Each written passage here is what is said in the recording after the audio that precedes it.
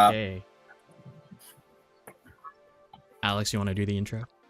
No. Not again. You did it so well the last time. Yeah. You get one. I got one. Oh man, I wasted it. Yeah. Unintentionally. Yeah, man. It costs after that. Oh no. No. Everybody gets one. It's just MC2 or GRK parts, right? Yeah, exactly. That's exactly what it is. Okay, hey everybody, we are live. It is Saturday night at 8 p.m. 8:01 Pacific Standard Time for the RC Talk show thing that we do. We got some new faces this week. No, we're not switching out people. It's just everyone kind of was not available this week. Yep. So we got Alex, we got Lance, who've been on the show before, and this time we've got Joey. So Joey is from the north, and we'll talk about that a little bit later. But who do we got in chat so far? We got Jose, we got DJ, we got Mr. Chubbs, Brian, Judd, Hiya. Let me get the fun little link here because I need to start posting this at the beginning every single time. And that is the Discord. Although, why isn't it? Oh, there we go. This is proof that I still don't use Discord enough. It's funny when you look at stream, you could really tell the quality difference in everyone's cameras. You have an excellent camera. Everyone else, like a real camera. Yeah, I know. Use a DSLR. He's cheating. Well, not just that though, because like I'm like Homeland, right? Everything from that camera is getting to my camera. Yeah. So that's what I like. I do want to see like if and when like we all up our games in terms of like their web camera and whatnot. I thought about pulling out my Canon and setting that up. I'm like, no, I don't have time for that. No, the Black Magic. You have a Black Magic camera. I could use the Black Magic too. Yeah, I could do that. No, it was Jordan. Jordan from Scale Science, I think, was the first that actually had like a legit streaming setup because he used to host a stream like way back in the day. Yeah, I don't. So we got Ben in the chat too. Hey, you all. So if you haven't joined the Discord, go ahead and join the Discord. That's where we post all of our fun projects throughout the week and cool products. And I never post in our Discord. You don't. You should post your Franken GRK. The Frankengurk? Yeah. Frankengurk. Hey man, I'm gonna call it that from now on. The Frankengurk. Oh my gosh. Yeah. And it drives really well, dude. So, RC Tendencies, hey, what's up? Okay, so today we've got an interesting show. We're going to start off with calendar events, then we're going to move on to Joey and who he is and what he does and what his car is and all that fun stuff. We'll go over to Roast My Rig, so if you do have any week projects, post them up in there. We do have other Discord sections like topics and ideas. If you have ideas, go ahead and post them there. Roast My Rig is for all things roasting. We do have a for sale Discord there, product watches, Roast My Workbench, tuning references, and then there's also a CarX and a Seto rooms too, which we haven't been using because there are other rooms. Oh, what's the joke? Because there's like 10 million different Discord servers that you have to be a part of for no apparent reason, right? Yep. Also today we're gonna cover some Acuvance stuff. Futaba did just release their 10px firmware update, version 10, and it does support the new firmware. We'll talk about that and the levels of semi-grief that I experienced the other night. Then I also want to talk about a little bit of the competition with you, Joey. See how your thoughts and feelings are, especially with traveling across Washington to Oregon in just post winter storm. So yeah, totally. And the last topic, I think we'll probably get there. It's actually kind of light on topics today, but track rev limiting. Should a track have it? If so, why? how much is too much. All right, so let's get started with those calendar events. So we've got Tandem Tuesdays. As always, they are running their own series with Tandem Tuesdays, as well as in tandem with our ProTech series. So the first annual ProTech RC PDX Drift series presented by A-Main Hobbies. Yes. The next the next event is February 11th. And hopefully we'll have a cleaner surface. Kevin is going to be buffing the surface on Monday, so that should be nice. We'll see how he reseals it. Again, same idea. Competition price is $20. The spec tires are DRPs and ASO1s. ASO1s probably work a little bit better, just like I've been saying. Other than that, there were no tires. There's 2 spec tires? There's 2. There used to be 3. However, when I asked about it the other day, like pre-stream last week, that's when it changed. And no one told me. Like, I've been mentioning this stuff every single week. I was running DRC for me last night, so they still work fine. Yeah, DRCs are fine. It's yeah. You're just slow.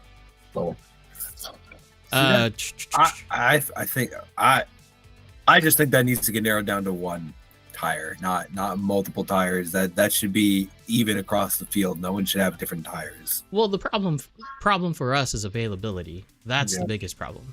If we can get past that, then yeah, I'm all for 1 tire. 100%. Okay. I know this is gonna sound slightly hypocritical after I say this, but April 12th through the 14th is the Northwest Model and Hobby Expo in Monroe, Washington.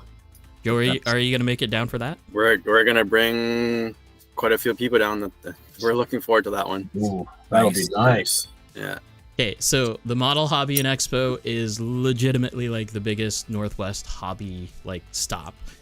If you are anyone who's interested in the hobby, you should go there at least once to check it out. And here comes the hypocritical thing, because I scheduled to go and watch Beetlejuice the musical up in Portland on the 13th. Wow. Dang. So maybe I'll come up after that and hit up Sunday afternoon. You gotta come for the one day. For like a couple of years.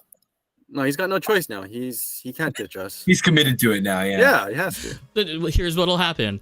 We'll get, because it's a matinee performance of Beetlejuice, right? So it starts at 2. It'll be done by 4. So I'll run up to Crystal, and I will run up to Monroe. What, it takes 3 hours from there, right? Yeah. Like So get there at 7, have dinner with y'all, go spend the night, and then go drive Sunday, maybe, potentially. Well, I mean, that's better than driving the 18 hours to Super G just to go there for 1 day. Did someone do that? Yes. I mean, wait, no, you're not talking about me, are you? Called Yes. No, no. I had so many other plans. Sunday, dude. Hey, man. no, I was there Saturday night. Okay. Not in Super G, you weren't.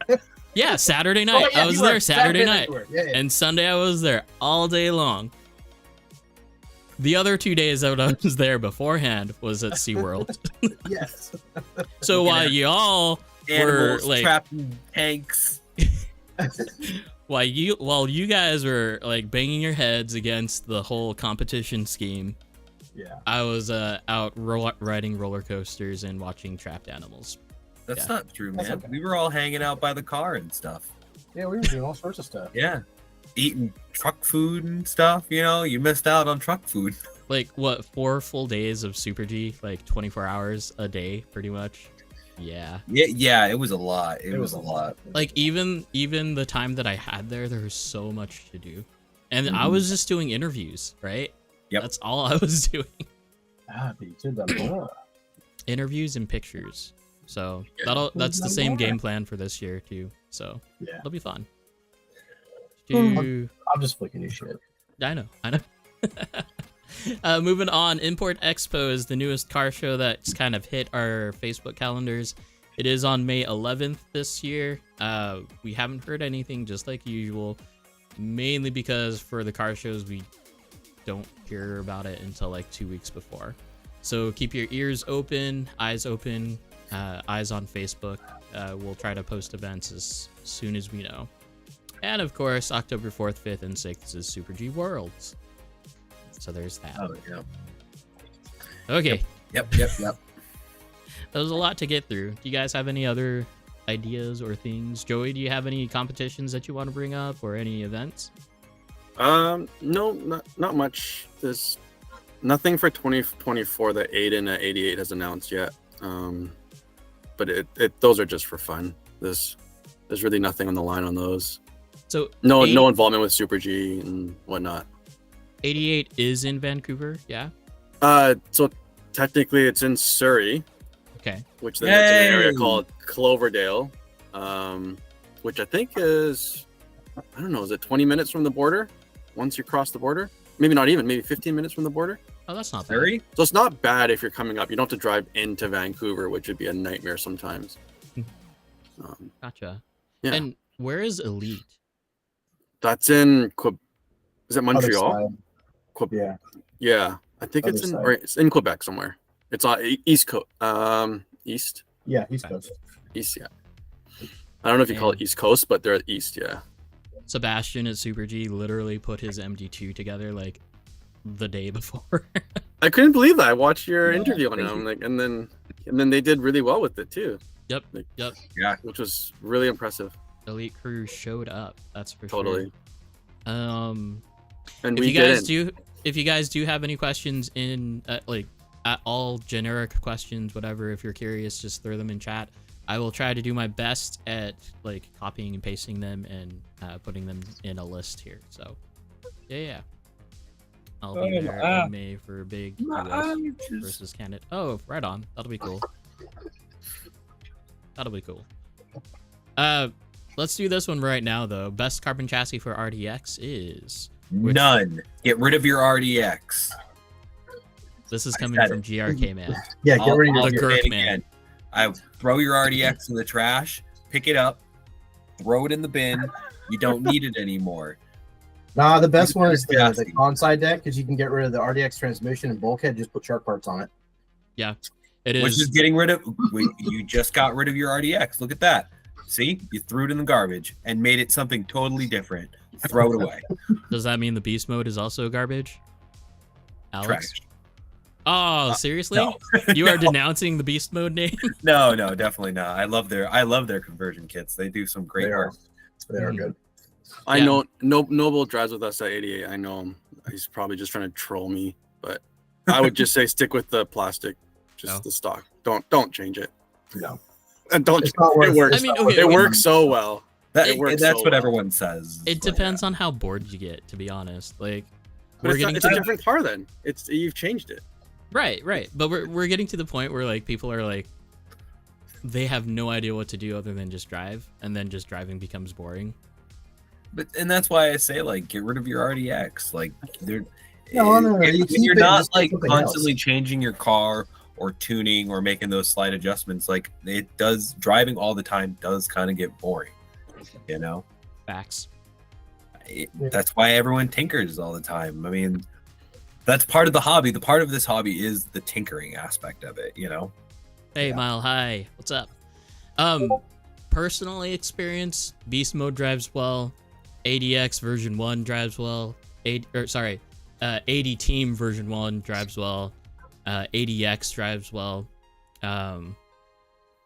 Kanzai, I haven't driven Kanzai, but I know that Justin does, and I know that Kevin does, and I know a whole bunch of other people that do, and they like it. Justin is actually running a Shark on his Kanzai V2 deck. Just nice. Complete Shark. Honestly, FRP. The FRP deck does really, really well from RevD as well. One of them, Sam's old chassis, we had a problem trying to slow it down, which is kind of funny. Which was that? Because FRP is kind of flexible, isn't it? It was still a sandwich type, like. Wrap Up Next also has an interesting chassis too. which you Oh, can. yeah, they do. They just came out with it. It came out before the Kansai deck Did it? and didn't the see that. ADX. Oh, It's been gee. out for a while. Huh. I just caught wind of it too, like recently. Right. But yeah. So that one's actually cool because you can do a rear motor conversion, which isn't Oh, my that's nice. jam, but it gives you the option to. So that's kind of fun. That's different than just slapping RDX parts on a Right. different deck. I So cannot that's actually use rear motor cars. I can't tune them. I can't drive them. That's true. You never could drive mine when I had it. No, and I've done 2 rear motor cars, and every time I've barely kept them. I can't drive them, and I can't tune them. It doesn't fit my drive style. You know what the funny thing is though? Between like a Yokomo RX versus like a Z, the weight distribution is pretty much the same. ZX more specifically, because you do Yeah. get the more battery towards the back. Yeah. Okay, so let's switch into our guest star here, Joey. And let me come up to the top of my page. And Alex, Lance, if you do have any questions, ask them, because I don't want to try to shut anyone out in this conversation. It should be an open conversation. And it avoids you guys looking like glossy-eyed and bored Wow. to death. I always Like look DJ? glossy-eyed. Hey, I wasn't going to say anything.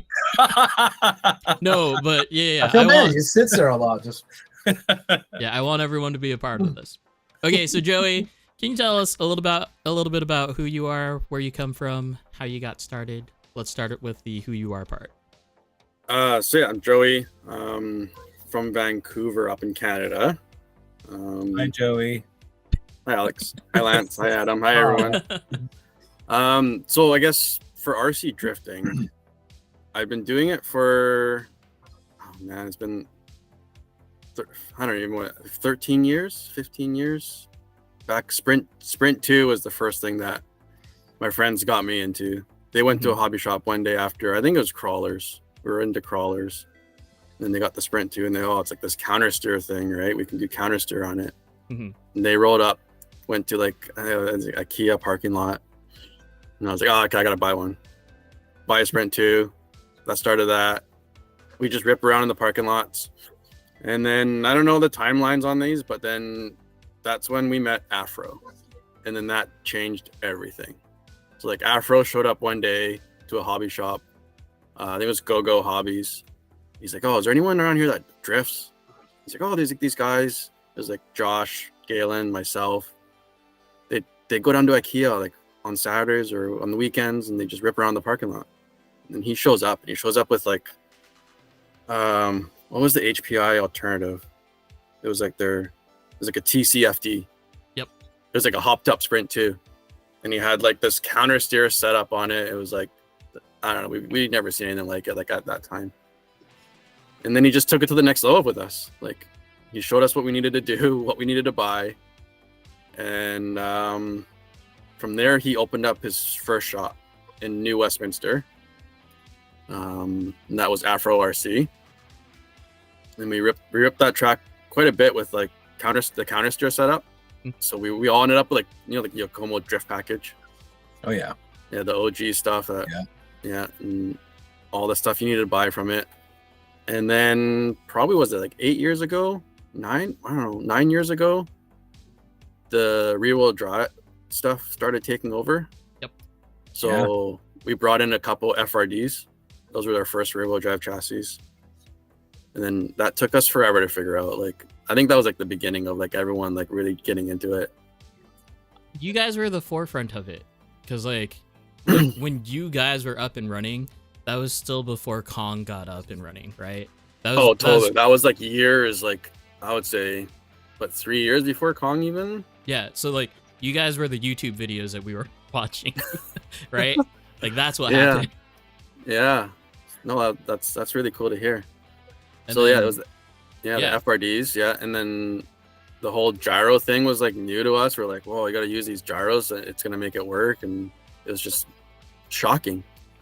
We even went at one point we even like took the gyros off and we're like, oh, can we get these things going without gyros? It didn't work. No. It was a complete failure. Like, I think everyone who's done rear-wheel drive at some point has Tried been like, it. "Can I do this with Yeah. How low can I make my gain before I can stop? yeah. totally. Stop Yep. driving? And Yeah. you just can't move fast enough to to catch it. Like, No. Yeah.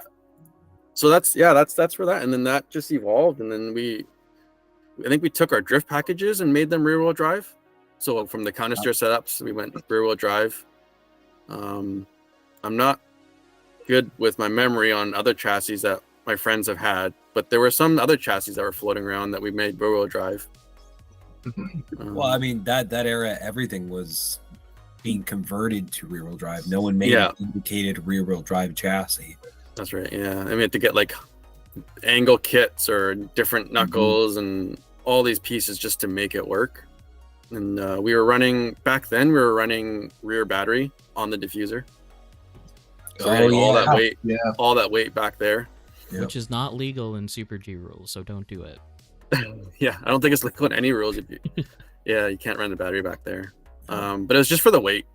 Like that's what everyone's doing now. You had to have it. You had no choice, or you had no wheel bite or speed. Totally.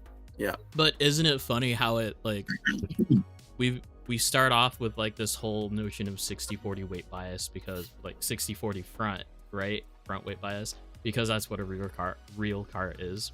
Mm-hmm. Or 50-50, right? But now we went over to the heavy rear end side of things, and then we shifted away from it a little bit, like because of maybe we didn't, because we went from that to FRD to mid rear motor to rear motor even, and then kind of back to front mid. I think it's all just kept going rear. Everything kept getting slowly moved to the rear. They just kept figuring it out. Like all these manufacturers that you need the rear weight. And we keep on going through like the different fads like over and over again. It kind of makes me laugh. Oh yeah, I've been noticing that too. There's a lot of trends that are coming back and stuff that are just kind of happened already. I mean, granted, we all haven't been in the rear-wheel drive scene for that long, and there's already trends repeating. Yep. Um, It's fun to watch, though. Yeah. What was really wild was watching Yokomo crank out all these new chassis in the last handful of years, in comparison to everyone else. I have feelings about that. Yeah. Okay. Anyways, so we with Afro, we had like, I don't know, I felt like it was like cheating because we had someone who understood real cars, and all he did was apply real car knowledge to these rear-wheel drive drift cars. And we didn't have it was amazing to learn from him and take everything that he knew and shared with us to then get us to where we are today. And like, we can't thank him enough for that. So like, I think was it the Kong era? We actually went down to Kong's. He actually reached out to Afro, and we helped him set up his. I don't know if they ever changed the track, but we actually helped him set up that track layout. Yeah, so we did that, and that was like a good experience at the beginning. I won't talk about the rest of it. Yep. We don't need to go there. We'll leave it. I'll just say the good part, and that was the when we set up the track from them. That was really fun. It was really good. It was a really good experience for him, for Afro to be invited by someone to set up a track. It was really cool. Yeah. And then we hit up Kong for a few comps. Afro had a few in-house comps. And then he moved to Vancouver Island and opened up a new shop there. Yeah. And then at that point, we lost our track close to home. So then most of us took like a 5-year hiatus from drifting, RC drifting. That sounds familiar. Yeah. But hold on there, because like the track that you had at that point, you guys are basically, you were all privately funded, right? Like it wasn't a shop really. It was just. It wasn't a shop. It was just a track. And Afro found a place that had actually, I think, if we were to look back and look at the tiles, I think it was like Armstrong VCT tiles. Okay. Like it was like the black, like the color it is, right? Like the white stone, whatever, with the white in it. So it was just whoever was to show up, you just pay your monthly fee. It was like $50 for the month, and then that's it. I think he was inflation. Yeah, that'd be so nice. $50 Yeah, for it was. month. Oh, It was man, great. right? Ah, It was the second floor of what do you call those baseball batting cages? Okay. Oh, nice. Yeah, I'm pretty sure they hated us because of the noise from the second floor. It was like thunderous downstairs. Constant. Yeah, it's great. It was crazy, but yeah, no, that place was just for members. It's just no shop. He didn't make any money off that. It was just to hang out. So members just basically paid the rent and the electricity. That was it. That's all. That's awesome. that's cool. How many people were involved? Oh, name off some names. I'm probably gonna forget some, but it's like Josh, Galen, James, Sonny, myself, Afro, Kurt. It could be like 8. David's another one. He moved to the U.S. I'm probably forgetting names. I'm gonna get roasted for this because I'm sure they're watching. But probably like 10 people. I think that's what he needed to make rent for that place. That's awesome. Yeah. Very good. I mean, just doing the mental math right now, that if we could find a place for that cheap, man, Dream. man. It's a freaking dream. Yeah, the track size was probably just under 1,000 square feet. Maybe it was like 850. So nothing like what you guys got PDX. Yeah, that's good. Like Jake's garage, probably somewhere around that size. I was thinking more His along new like one. old new tile one. at Northwest. Maybe that. Yeah. Yeah, maybe that. No, that wouldn't be bad size though. No, it was like the perfect size. Like it was just like one big corner. You got a couple S in there, and another big corner on the other side, and then you got a straightaway. Like it was like that's all you needed. Yeah. It was great, and the lanes were tight. So we kind of learned on that. We learned on tight lanes. They weren't very wide because we maximized that space. Yep. Yeah, And you were learning with the same group of guys too. So I mean, you pick up pretty much. like, yeah. Yeah, so then that's that. And then the hiatus happened. We did make a trip to Japan with Afro. So it was like myself, James, Sonny, and Afro. We hooked up with Mizunaga-san, the owner of Tetsujin.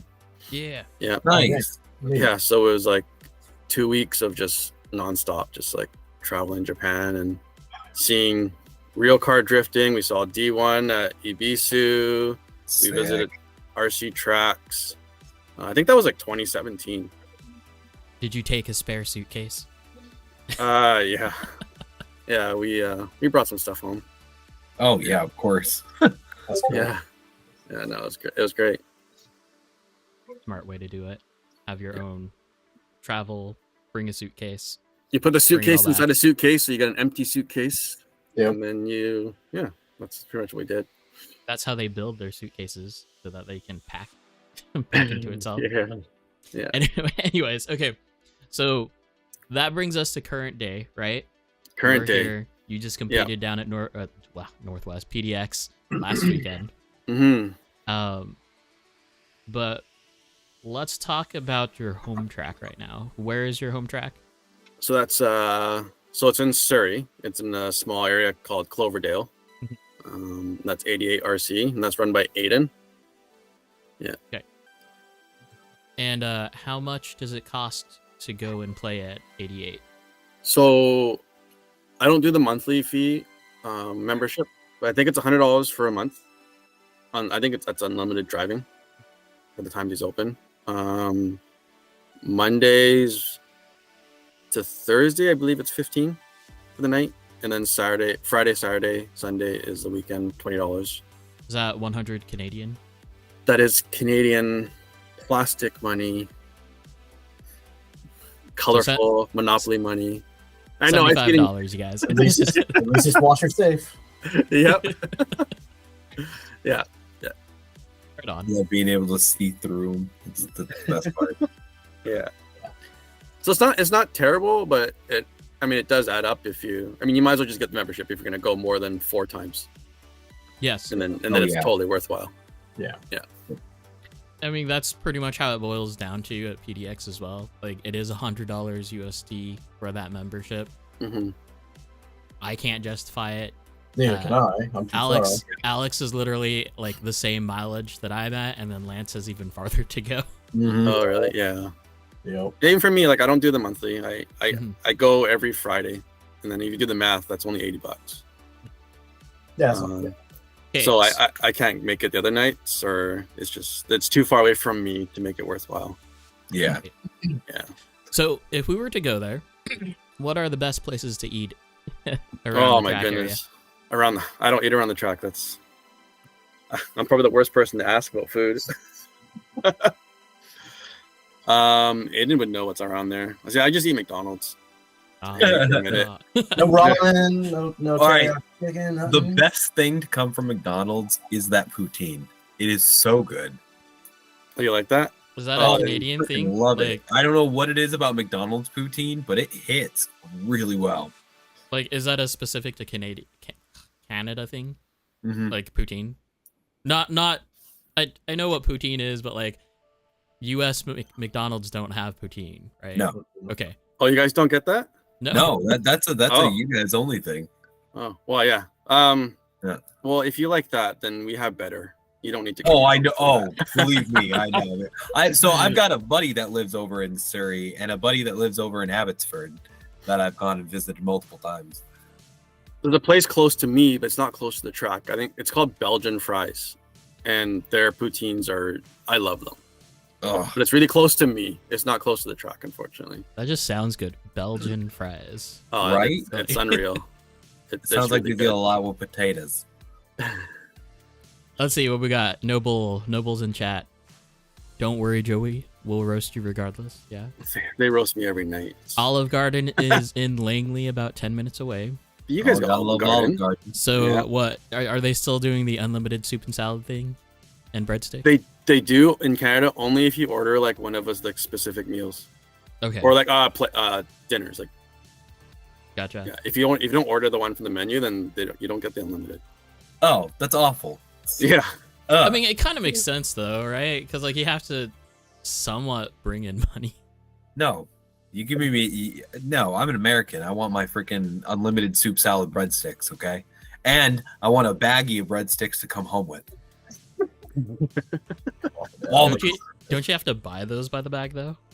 Like That's not you just what the order. rules say. You just The order extra rules and then on say I there can are take it home. unlimited soup, salad, and breadsticks. Mhm. Those are the rules. like unlimited steak fries at Red Robin, except it's like half a basket, if that. When they I bring it know up. they always do you dirty on that. I hate that. Andrea's is another good place in Langley. Andreas? I read it as Andreas because of Grand Theft Auto. But yeah. Cloverdale. Beer of cola. Yeah, there's not much in Cloverdale. To Alex looks like he wants a liter What's of a liter cola. of cola? Of cola. I love cola so much. It is my I read you favorite. so well. I could go for a liter of cola. Now, okay, explain. Like cola, I'm assuming you're not talking about Coke, right? Oh, I was Coca-Cola. Coke. No, man, my jam for going up to Canada if I'm getting soda and stuff is like strawberry Fanta, man. Like, ugh, the best. So sweet. It is so good though. So sweet. So good. And a black coffee from Timbits with an order of 20 glazed or black coffee from Tim Hortons and 20 glazed Timbits. Nothing better. There's nothing better. When was the last time you had Tim Hortons coffee? Me? 2018, 2019. So what you probably, I don't know if this might be before that, but what you probably used to like is now at McDonald's coffee. Really? So the story behind that is that Tim Hortons ditched their supplier to then roast their own beans. So That's now, awful. in my opinion, Tim Hortons coffee tastes like water. There's like no, but if you have McDonald's coffee, it'll taste like the old Tim Hortons coffee. Okay, I'll have to remember that next time I'm up So there. just go get a We gotta McDonald's take a block. trip up there now. Yeah. I mean, because I know some of the guys have never been up there or had the wonderful things that is Canada or Canadian. You know. So, Yeah, that's probably coming sooner than later. Like, sounds like Barva. Oh, bro. Yeah. Sorry. I'm sorry. I read chat. I didn't mean it. Oh man. Anyway, it sounds like we are a few of the guys are planning. Well, actually, Cool. Jake was asking everybody about passports. Oh yeah. So yeah, I think mine's still good. Actually, I gotta check that. they're good for what, 5 years? Something like that. Yeah, I think so. You can get a 5-year and a 10-year. I think We can do 10 years now in Canada. Yeah. Still gotta get my real ID for Oh. Oregon. Dumb. It's smart, but it's dumb. Okay, so Joey, what other things do you do besides RC drift? What are your hobbies? Hobbies. So spending money on Hot Wheels and Funko Pops. Yeah. Yeah, just like your background. Yeah. So I've got Hot Wheels like beside me on the shelf here. I don't know if you can see these bins behind me. There's Hot Wheels and Funkos all here. Oh man, under there, my closet. Yeah. I've got a Funko display right beside me here, black light, and yeah, so that's pretty much what I do. And then just family time. Yeah. Have you been to the Pop Culture Museum over in Seattle? No, I haven't. Like, they have a specific Funko Pop thing, like with giant human-sized Funkos Oh, really? on Oh, that's display. creepy. Well, that's cool. We usually drive down if we're going to this like Washington. We just go to the Funko store in Everett. It's usually a stop for us. They have separate Funko stores. Funko store.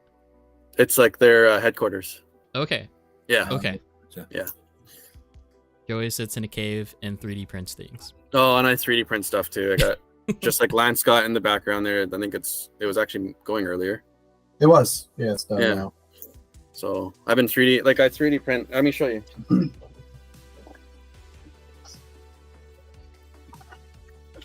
That orange apron reminds me of the like going to Home Depot as a kid. Depot apron. That's what it is. Yeah. Oh, that's what it is. That's what it is. It's got the pins on it. Do you want to see it? Oh, shit. All these little workshop that my kids do. Right it's, on. It's totally rad. I don't know. You can see that? Oh, Oh, nice. right? It's blown out. There we go. Yeah. Right Yeah, on. and they make. Cool. If anyone has kids, you can register for these workshops. I'm not gonna plug Home Depot, but it's awesome. Hey, I'm Register for the workshops. Lowe's. They're free, and it's once a month, and you just do it with the kids, and it's Right on. great. Yeah. Anyway, so like 3D printing, I'm not really good at designing, but like I 3D printed this vector mount. This is where I get my videos and photos from. So I don't know if you can see that. Oh yeah. Okay. So you got the bearing Wow. on the bottom. It's just a regular skateboard bearing. And then there's magnets inside these pods here. So they're embedded in there. And then these pods, I printed the little connecting piece here, thin. I don't know if you can see how thin that is. So it actually it flexes. contour to any roof you put it on. Right on. And then just go underneath, you just boom, boom, boom. Oops. So how many times did it take you to redesign the rear vane for the proper mount? Oh, I don't have my old one. Just twice.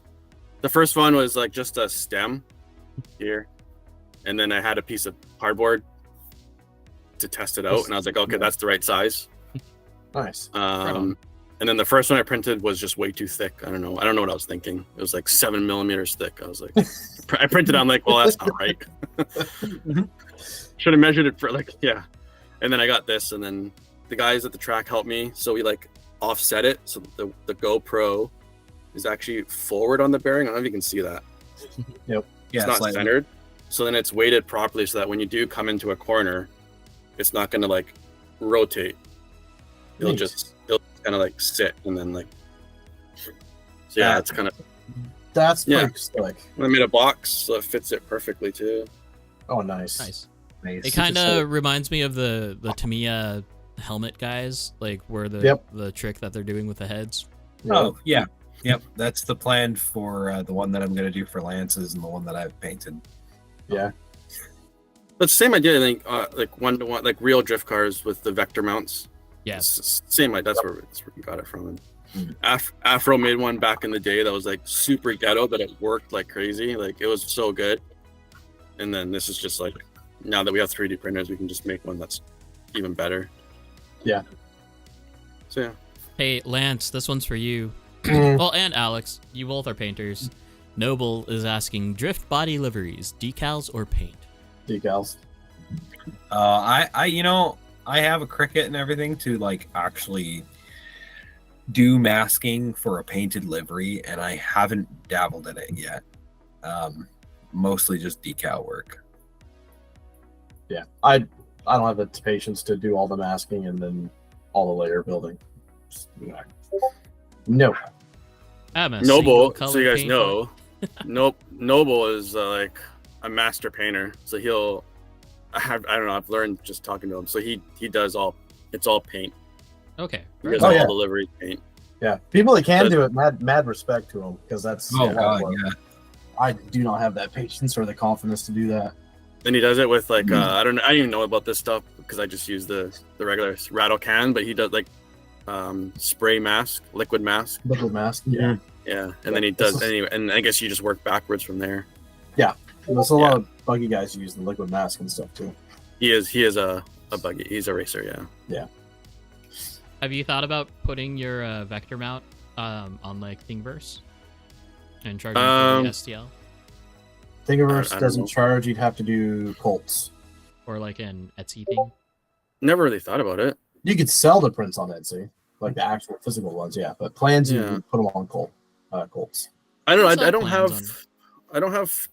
I don't know. I guess it's just me, but I don't have trust in what I did. Like I feel like if I sold it to someone's gonna complain. Someone's and- gonna complain and have problems with it.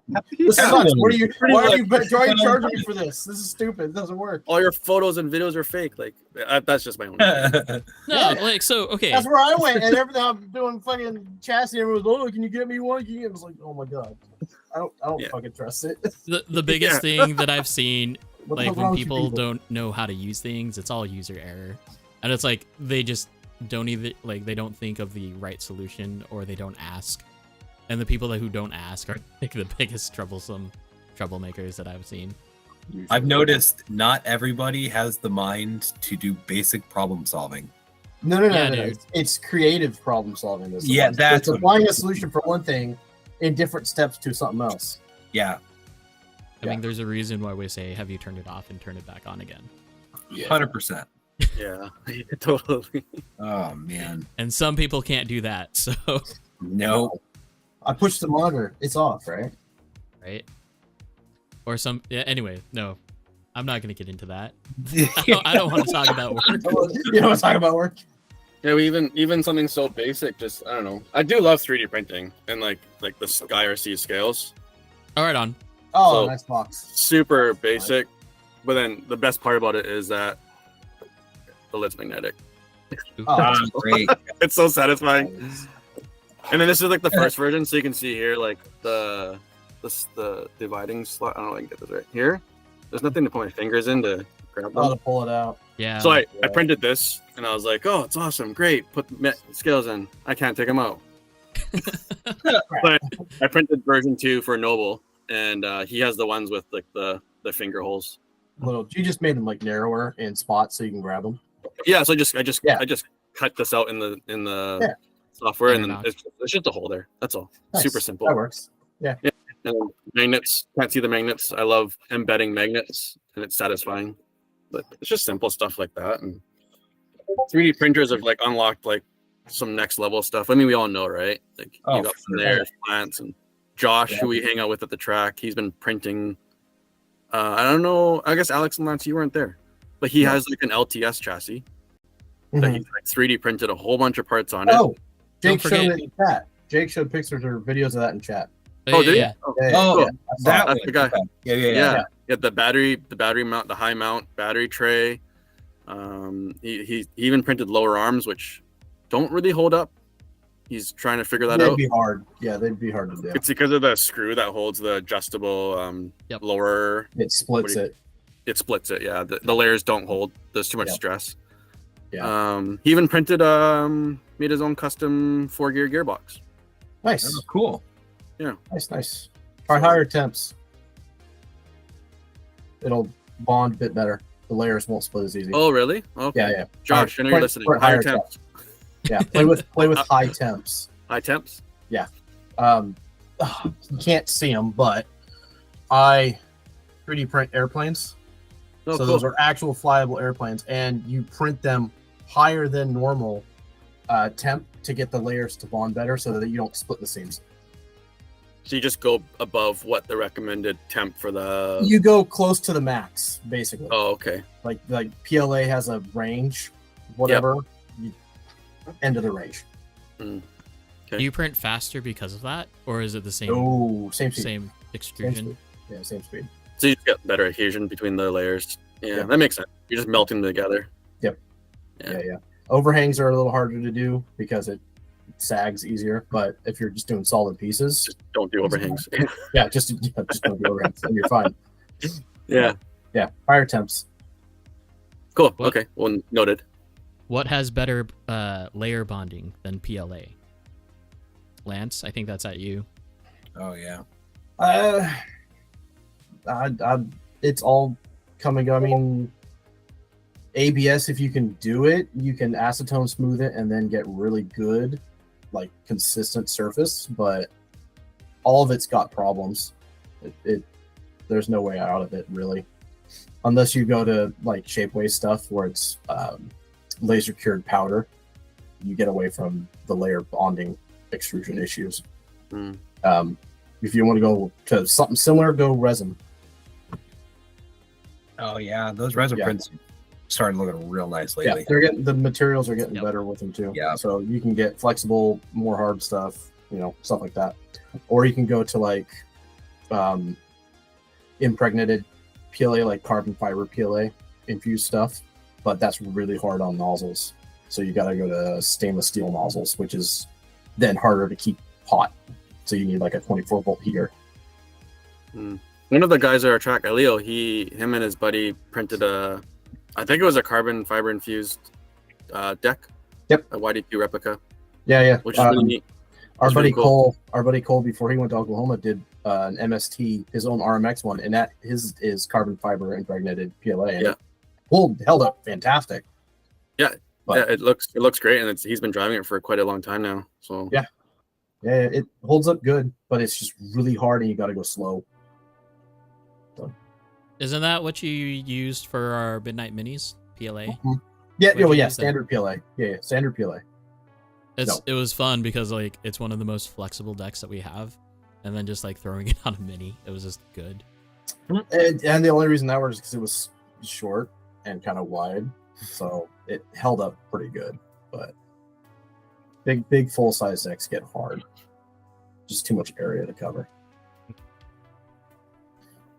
What is this? PA6 carbon fiber CF ST1 LTS lower deck. That's what it was.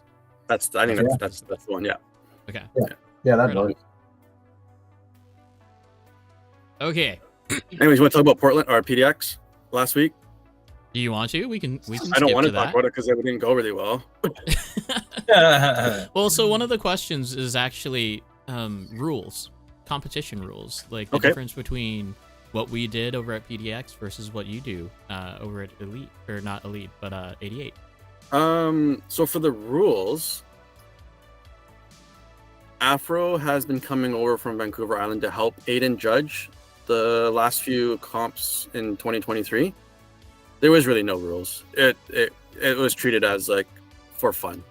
Okay. So you got your clipping points. Afro was judging with Aiden and Edward.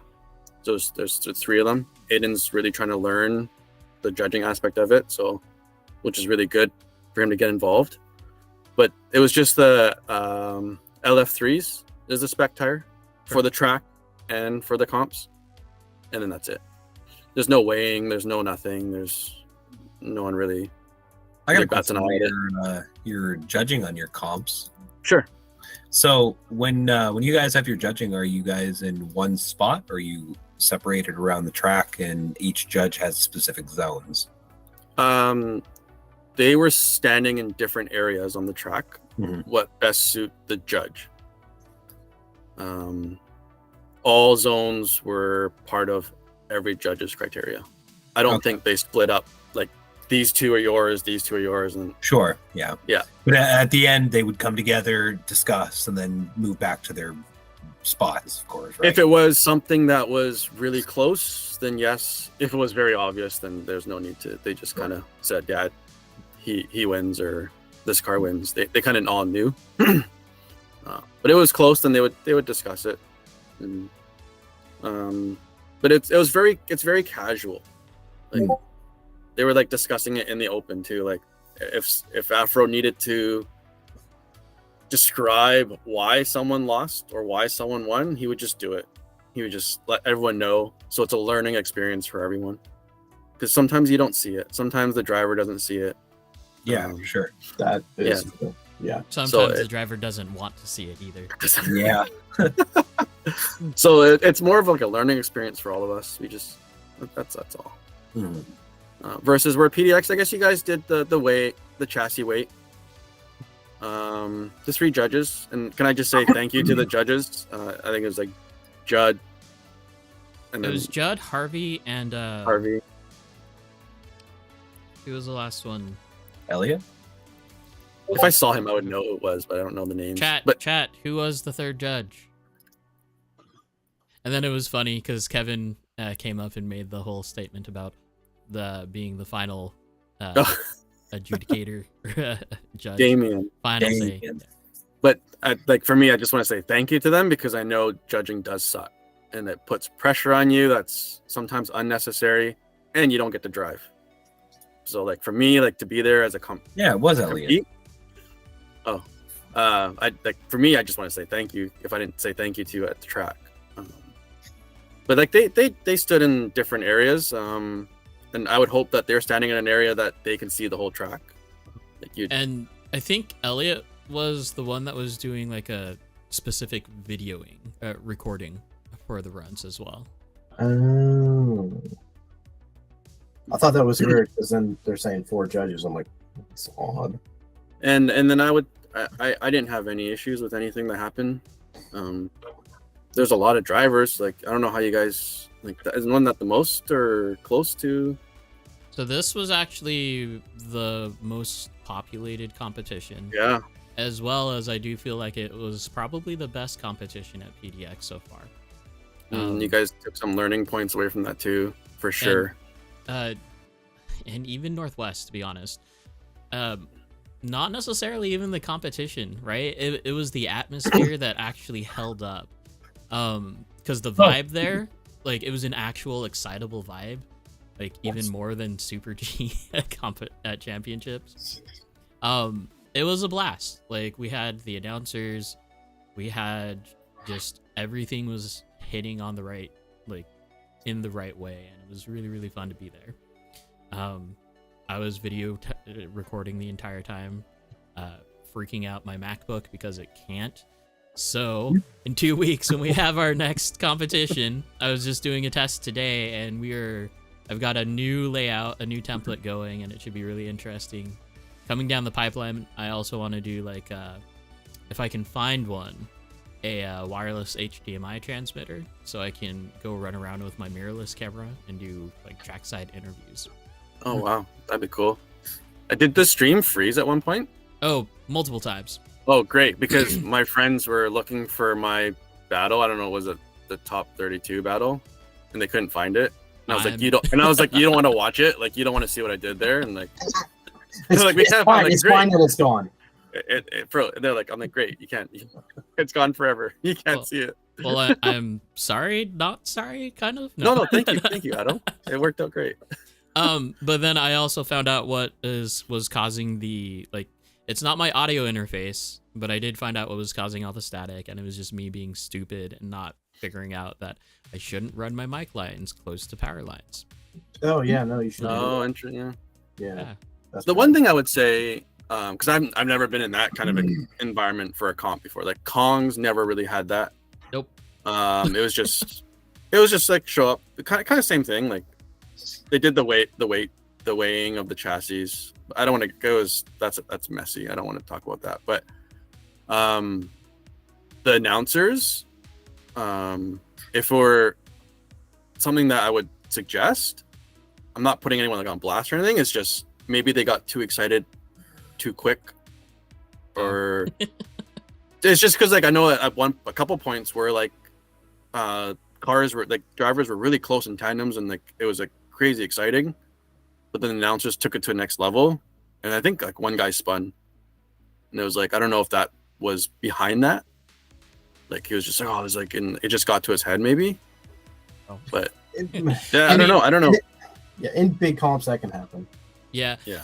My thing is that like one of my pain points, I guess, like Ben, and yes, I'm pointing you out, Ben, kept on bringing up the can, like as if it was the like an important part of the clipping zone, which it wasn't. But almost the can was. Yeah, like it was. Okay. Unfortunately, he didn't hit the can, but I mean. In the moment, right? And no, yeah. But I think it was more of like the volume level. It like when it got really exciting, it got really loud, and then I don't know if that kind of like throws the driver. I don't know. You're already nervous enough, like you're already shaking. Which is funny because on stream it's actually I wasn't looking at the levels too often because I was moving the camera. But yeah, it's probably really quiet on the stream. Oh, the stream actually was very quiet. Yeah. Very. So there's I took away a lot of things that I need to focus on for next time, but my part should still be improving always. But overall, like it was a really good time. Like Ray came down the Friday to see you guys, or I guess who was it? Jake. I don't know. Jake and Judd. I don't think Will was there. And then probably so. Yeah, and then we drove down Saturday morning. We left way too early. I got your text, Adam, at 11 p.m. and I was already sleeping, saying that the track was going to open at 12, not 10. We woke up at 1:30 anyways, and we're like, we're awake. We'll just go. So we showed up at PDX like 7:30. Jeez. Well, that'd be like a 6-hour drive, and it'd be like 5.5 hours. Well, I mean, if you're traveling like at that time, there's no one else. There's no traffic. Yeah. So we were awake anyways. We just hit the road and just beat the traffic, and it was a really good time. Great group of people. Like I couldn't have asked for a better. Like you've done it right when like the three of us, Ray, Josh, and myself, we're leaving out the door, and we're like, when do we come back? Like we're already wanting to come back just to hang out. Like not even if it's not a comp, just to hang out for like a weekend. Right on. Because then the environment was really good. Like everyone was very friendly, sharing.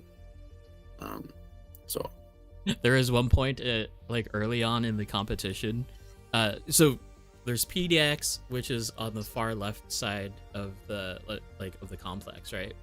And then just to the right of it, next door, is like this kids sandbox play area. Yeah. And I don't know what was going on, but like they were like hitting the wall or just being so loud, and it's like, what the crap are they doing? I haven't. Anytime we've been there, they've been closed. Like cause Friday, we get there late Friday, and they're already done by then. Yeah. Oh, because we're there Sunday during the day. Yeah, that makes sense. Yep. Yeah, and then I haven't been up on a Sunday since they opened. The last time we were up on Sunday, there were like packages still outside the building, and they were in. Oh yeah, they were still being built or set up. Yeah. Yep. I mean, even on Friday though, like, cause I got up there around like 2:15, the entire parking lot is filled with like mom SUVs. Really? Like completely. Oh, what the heck is up with the lights? We showed up lights? yesterday. It was dark. The whole parking lot is dark. I don't know. There's a light pole that's like knocked over. Oh, is it still knocked over? No. All right. Well, that would explain why I was don't know. there. I couldn't see anything last night. We pulled in. The whole parking lot was dark and lights. Weird, creepy.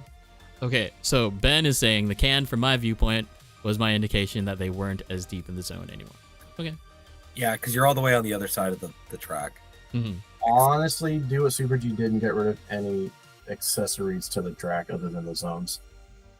That'll no actually. cans, no One hit cans, no weird stuff. Yeah, Oh, it's just yes. distracting.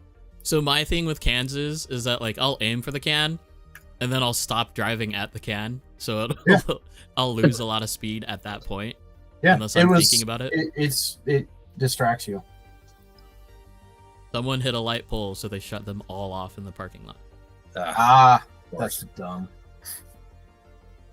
A truck was delivering sand to the place next door, and the driver took it out. Wow. Good God. Okay. All right. That's terrible. Okay. So it sounds like they're. Do you know if 88 is going to be a part of the SDC series? It's never been discussed. I know, like Ray, Ray, which you guys met down there, like he was talking about it. He's like, "Oh, Aiden should do it," blah blah. blah. But I don't know. I don't think he has any interest in it right now, and he never even brought it up with us to ask us what we thought about it. I think he's just more focused on running the track, keeping the people coming through the doors, and Yes, he should be. Like that's important. I think that's his number one focus right now, which is fine. Like I'm great with that. Yeah. Oh heck yeah. And honestly, like one of the reasons why we ran SDC last year was just so that it'd give us a reason to go. Yeah, we had 4 or 5 that really wanted to go. I was like, well, let's run a comp and see how many people want to go.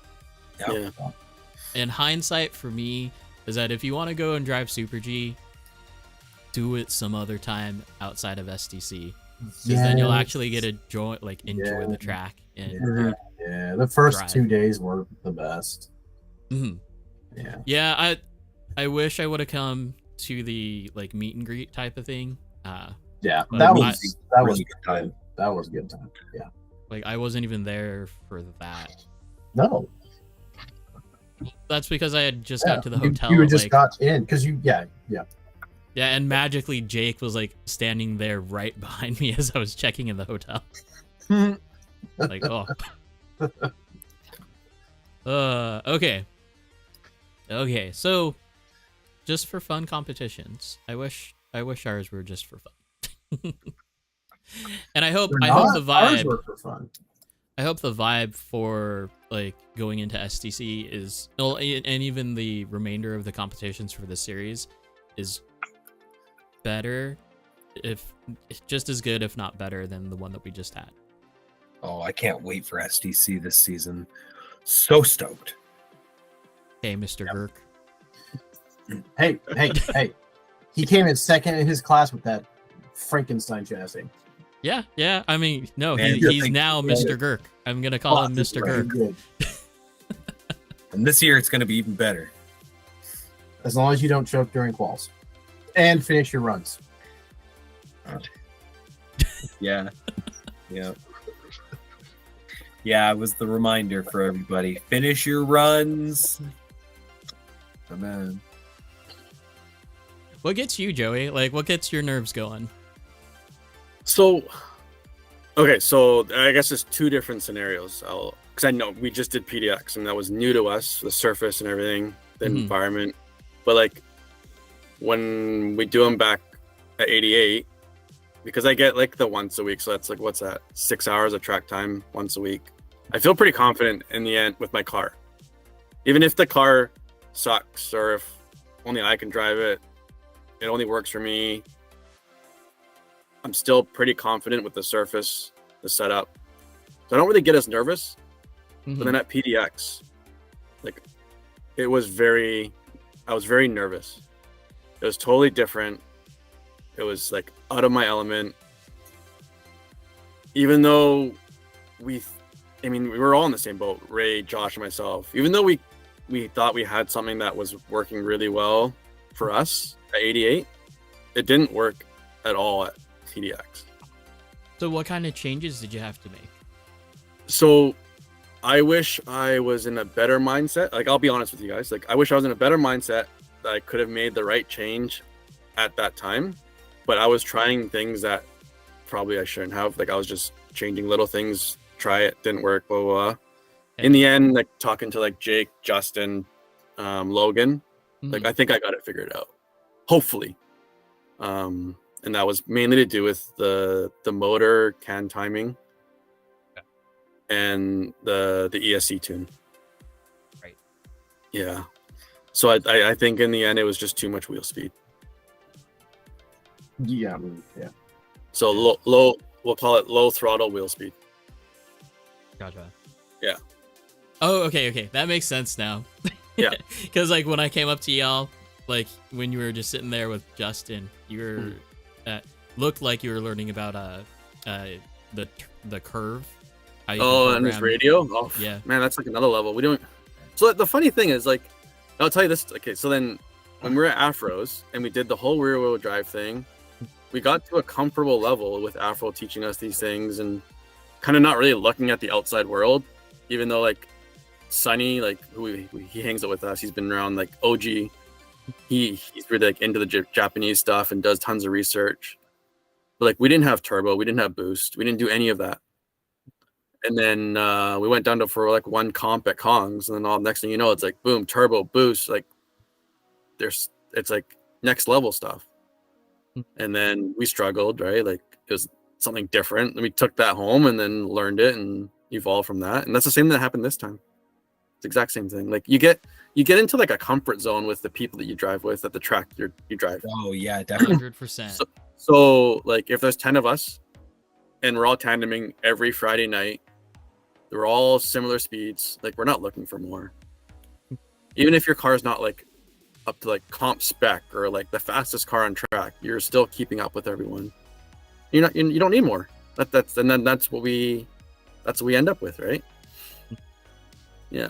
And I think that is it's the interesting topic because it's always like the pursuit of speed, or I guess the pursuit of grip, which leads to more speed, right? And then that's kind of like the never-ending battle, and then we're just also fast going around a track, right? Yeah.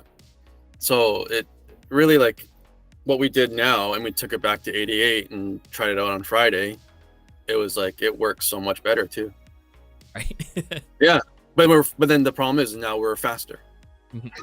So the thing, at least comparing track surfaces, right? And this is actually E-Town question, Elliot's question.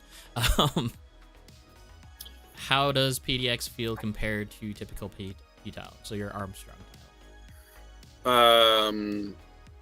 I guess we can go like, so it's like the PDX was like glass, like you're just super smooth. It's waxed. Armstrong tiles hide a lot of things, so you don't have to have your tune right. You don't have to have your setup right. You can still get away with speed, grip, and not know it because the tile is giving you that grip, which is what we had. That's an interesting.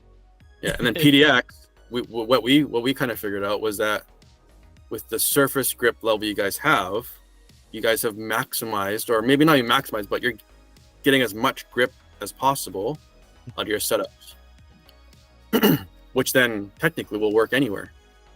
Yes. Yeah. But if you come from a higher grip surface to a low grip surface, that's like the wrong way to go. Mm-hmm. Yeah. It's an unprepared. Because you don't know how to. It's harder to learn how to retune grip for a super slick surface. Yes. If you're already starting at a super slick, because PDX has tons of grip compared to what we had at like Northwest or even Monroe. PDX has so much grip, it's easier than crap. You just throw a car down and go. But then we go down to Super G and it's like it's the same. It's not any much different. So, but we go back to Northwest, and I was always trying to chase for grip at Northwest because that did feel like glass. So it's like the same. That's probably the same feeling that we had like last weekend. Yeah. But again, like you guys put your cars on the Armstrong tiles, you guys will be like rocket ships, even if you use LF3s. So the interesting thing is that it's not our first rodeo with the Armstrong tile, because that's what was at the deli. Yeah. Mhm. Yeah. And that's what was at John's garage. And Yep. yeah. And see, when You we guys first feel started at the deli, though, we had to tune for grip. None of us had the grip for it. But again, we were coming from our northwest surface too. Well, No, and we no, weren't. that was Morningside. Yeah, we were It was coming from outside. outside, so Yeah. low traction. But do you think you guys have evolved with your Oh, setups so that 100 now, like Yeah. before back then, maybe with like the Armstrong tile, you didn't know what you know today. Oh no! Oh, no, yeah, that was- the this was difference now- this was like early Yeah. COVID. I- Mhm. Like when COVID first started. Yeah. So like I think if you take what you have now and go into an Armstrong tile track, like you would be just fine. Yeah, it'd be like, Like you, Oh, yeah. you'd have more than like more grip than you'd ever need because it's helping the tiles grippier. Well, and the tuning time to like tune back or anything would be nothing. I mean, we would know right away just where to make the adjustments Exactly. after driving a couple laps. Yeah. I love the fact that we've all improved so much tuning wise over the years that exactly that. Mhm. Because like we've been so focused on driving now, like ever so much more than what it was ever before. Because Mhm. just like Joey, like I took who knows how many years off. Like I went from a RMX and a YD2 Plus. Yes, YD2 Plus. That is before the YD2E. Oh, Right. That's what I got. I don't know if you guys have these.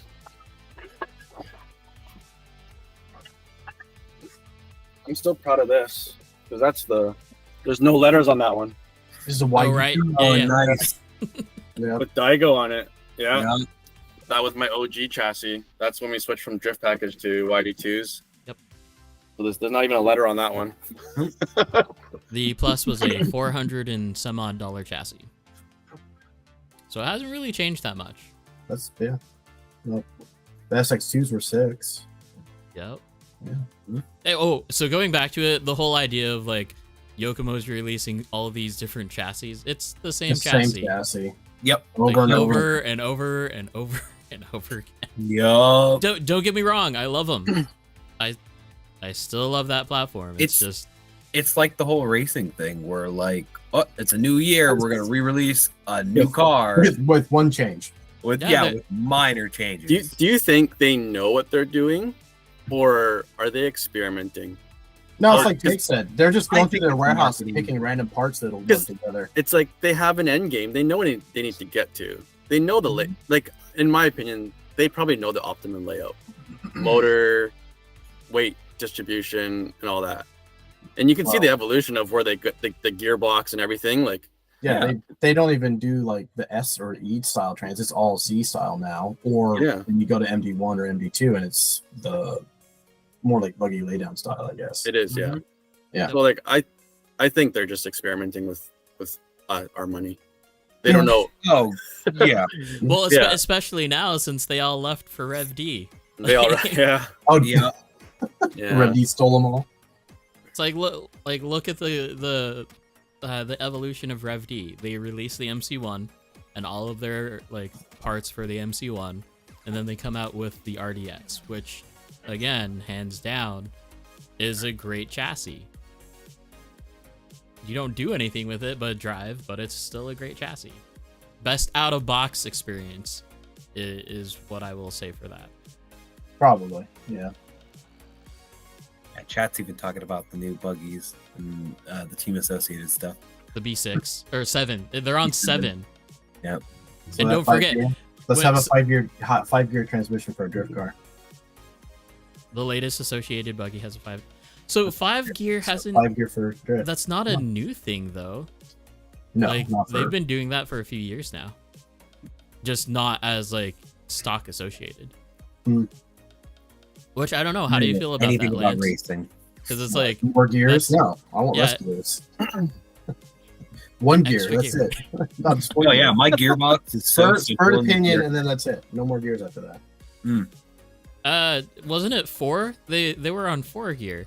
3 was the dirt setup. Anyway, so it was when I got into the scene, it was 4.1, and it went up to 4.2, 4.4. The B5 was like the first mid motor associated buggy, but you could also buy it as a rear motor as well, and then 6, 6.1, 6.2, I think. And now we're at 3 and 4 and now 7. Wow. They're just taking the Apple iPhone approach. Yeah. Add a number. Just Mhm. keep going up. Don't make So what does that make Losi? Because they haven't come out with a new buggy since the Losi 22 5.0, which is multiple years old. No. Anyway, we're off topic. We're not talking about drift stuff anymore. Okay. Sorry guys. Ooh. Your inner racer was coming out. I have no inner racer. It was fun, and then It's in there. It's in there somewhere. like turning laps is fun. Actually competing, not fun. Not fun. No. No. I wouldn't enjoy that at all. No way. Were you ever into racing, Joey? No, I never got into it. I think whenever I got into the RC drifting, then like I had a drift car previous to that, so like I've always been into drifting. It's never been racing. So and once you get into one hobby, it's more than expensive. It's too expensive. I can't do two. It's way too Stop expensive. it, DJ. Stop being big buggy guy. No one needs that. No one needs that. I told him yesterday, he was sitting over there, and I went over to get a drink, and I was like, "Oh, you're a fast boy now, huh?" Pretty much. Got tired of going slow and sideways. Yeah. He was like, I gotta go fast. Okay, so since we're shifting topics, Joey, would you like to move on to roast my rig, or would you like to talk about some topics that were actually planned? It doesn't matter. We can talk topics. Let's talk topics. Okay, Let's talk topics. so, well, what speed control in ESC do you run, Joey? I now have a Rad Okay, and Fledge 10.5. What'd you have before that, though? Okay, so then my YD2, I had the Acuvance Aria, if I remember correctly. Oh yeah. Is that right? with the The ceramic. ceramic. Yeah. Heat, whatever you call it, heat sink. Okay. Speaking of which, they were the first to do a ceramic heat sink, and now we have this other company. I forget what the name is, With but the it's, OLED display, right? yeah, with the OLED Oh, display, that one? Yeah. Yeah. which is Acuvance selling did it for more than a Zarvis XX. It's cool, it's cool. But you never look at it. Yeah, I never look at it because Why would you look at it? Yeah. So So yeah, Yeah. I had the I have that now, and I had the Aria, and then I don't know if it was what the motor was. It was a 9.5 turn Acuvance motor from back probably the then. Luxon, Luxon, Yeah. that's the one. which Yeah. is a BS dual. That's cool. Yeah. So that was my setup for however long, for like 7 years. How much of a difference did go into the Rad make? I have Well, it's wait, it's good. Yeah. It's the same level.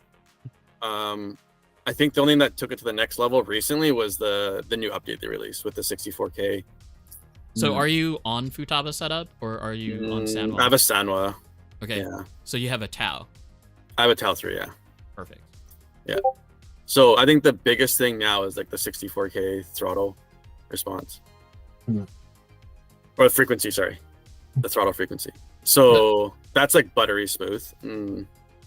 So this is what I'm getting at, the whole update process. But Okay. you can actually feel a difference by going up to 64. I can. I can't feel it. No? Well, I mean, like from driving other people's cars, I can't feel the difference. No. Because I think the old Aria, was it 24? Or I think that's 32. Okay. And that was really smooth then. And then the Rad, I started at 32, and then the update came, and then no, you can definitely feel it. I think I can, Okay. unless it's just in my head. I don't know. Well, I mean, Placebo effect. I've always said, like, as my description of me is that like I'm super numb to car changes. So like something like that, I'm probably just not gonna figure out. Mm-hmm. That's why I have to like sit there and tune the car, and hopefully I can feel it, or hopefully it's like amounting to something. That's the problem with being in it for so long, is that like you, I guess, and all the people, you can drive anything. Mm-hmm. It can have a whole bunch of problems. You can take anyone's car and then you can drive it. around. Yeah. Yeah, and like hopefully like you can feel that certain things, but you'll just make it work. Like you know what you need to do to. Yeah.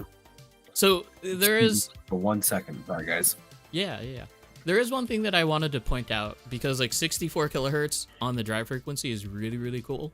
But at the same time, because 64 kilohertz, please look at your temperatures just in case, because you are putting that much more of a load on your ESC. So don't think that it's just like a perfect like solution or anything like that. There is a drawback. It may not be noticeable because we run fans on everything, unless you don't. But yeah, just keep an eye on it. Just something to notice. I'll say with my gearing right now, and a full battery, there's no heat on that ESC. Okay. With the fan though, like obviously I said. Right. Yeah, the motor is like warm, but like it's great. So the funny thing is that they've only just released this ESC firmware update. How old is the Zarvis XX? Like it's multiple years old. It's pretty old. Yeah. Like I feel like they're pulling a Quest 2 like kind of evolution pattern. The hardware was always capable of it. It's just they never opened They it just up. locked it behind software. Yep. Yeah. I think it's because of the competitors. I think they have those drive frequencies. Brian is saying 2019. So Yeah, I almost think- 5 years. Yeah.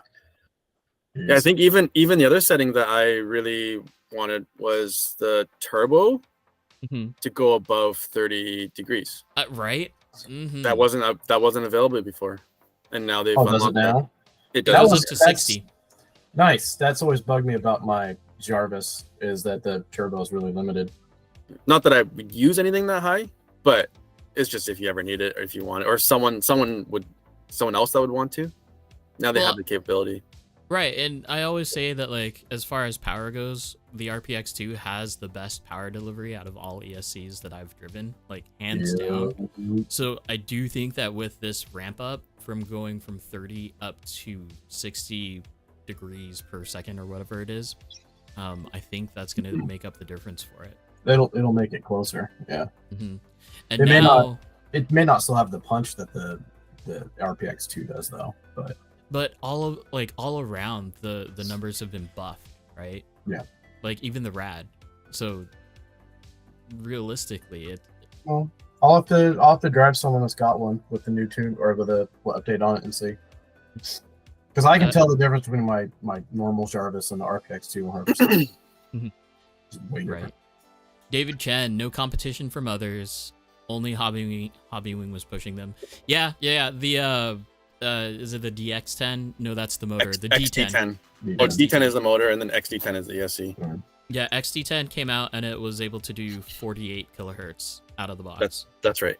Mm-hmm. Yeah. So yeah, a little bit of pushing from there. I don't know. I'm still biased. Just because of the the ease of tuning my car from my radio. That's what made it. Anyways, okay. To get to this actual topic, the whole idea of updating this firmware. The firmware release for the ESC came out last month, right? Everyone was super excited. Vittorio was actually like the first to land because he is sponsored by Acuvance. Yeah. Which is great because I feel like we have like an inside line now with Acuvance instead of just being like We get whatever crappy translation is after the fact. right. Yeah. Oh, and it's still like that. Well, yeah, but at least there's someone else forging ahead for us. Right. So for the rad, it is updated to version 3.1. For the Zarvis, it's version 1.1. So that's funny in itself for those techno nerds. The S bus is B3.00, and the update for the radio, right? Because now we have a Futaba radio firmware, but it's only for the 10px. I expect a 7pxR, 7px release maybe later. Or who knows? Maybe now is the time that they're just gonna ditch the 7PX. Yeah, I was gonna say they don't make the 7PX anymore, so they might just ditch it. You can still get them. You can get them, but they're not making them anymore. Right. They're making a 10PX now. Anyways, so version 10 for the 10PX, and your receiver should be at version 2. So it's a lot of updating, you guys, because you're basically updating your full ecosystems, and if you have a TAO, you need to update that as well. Which, speaking of, the thing that I ran into yesterday was kind of interesting, because we initially started off with a TAO, which then I checked the Futaba USA page, and luckily enough, I found that there was an update. So we just skipped the TAO and tried to go straight for the S-Bus adapters, which didn't actually work out in our favor. What I noticed is that when we did finally update the TAO, we were able to get in and program it, and only after the ESCs had touched, and this is both for RAD and Zarvis XX, that it was programmed by a TAO, then the radio would actually hit the S-Bus connector and be able to program it that way. That's funny you say that, because I helped someone at the track, let's say 3 weeks ago when all the updates came out. Obviously, there's no 10PX update. Right. But he lost S-Bus connection when he updated his XX with the new firmware. And then we were messing around, and I just took my TAO, plugged it in, just to say, hey, is this working still? Mm-hmm. And all of a sudden his S-Bus started working. Weird. Oh, so it was even still before then. Okay. Yeah, he had the original, like the 10PX firmware that I guess it wouldn't give you the new options. You can still see all the old options, right? But you'd be limited. But he lost complete S-Bus connection, and it was only until I plugged the TAO in. Yes. So S-Bus came back. I find that really odd. That is odd. Yeah. What's David saying? I updated today. 10PX, Zarvis XX, pretty easy. S-Bus did not require update. Right. The S-Bus didn't actually have a firmware update. It's been 3.0 for a while. However, there is a difference between Zarvis and RAD and XX, so keep that in mind. Don't move them. Like, if you have a Zarvis, keep it on that Zarvis. Don't try to move it between like a RAD or an XX, unless you have the old firmware that you can always flash back to. I don't. And you can flash backwards. You can flash backwards. Yeah. There's no safeguard to it. No, that'd be annoying. There's also no safeguard if you select the wrong thing in the update tool. So like one point in time, I was trying to update the S-Bus adapter, but selected like the any.st thing, which is just like a profile switcher. So yeah, I had to figure that out.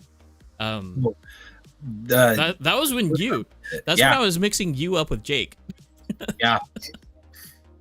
I remember when we were first trying to get the update done to make it work with S-Bus and stuff. It's a nightmare. It's a very simple, straightforward tool. They don't do any kind of safeguarding on it, because there's little effort put into the UI and the GUI for it and all that shit. So David actually brings up the good point.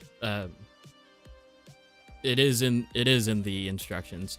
He doesn't have a TAO, but you need to set the ESC to a default profile like drift and reset throttle endpoints.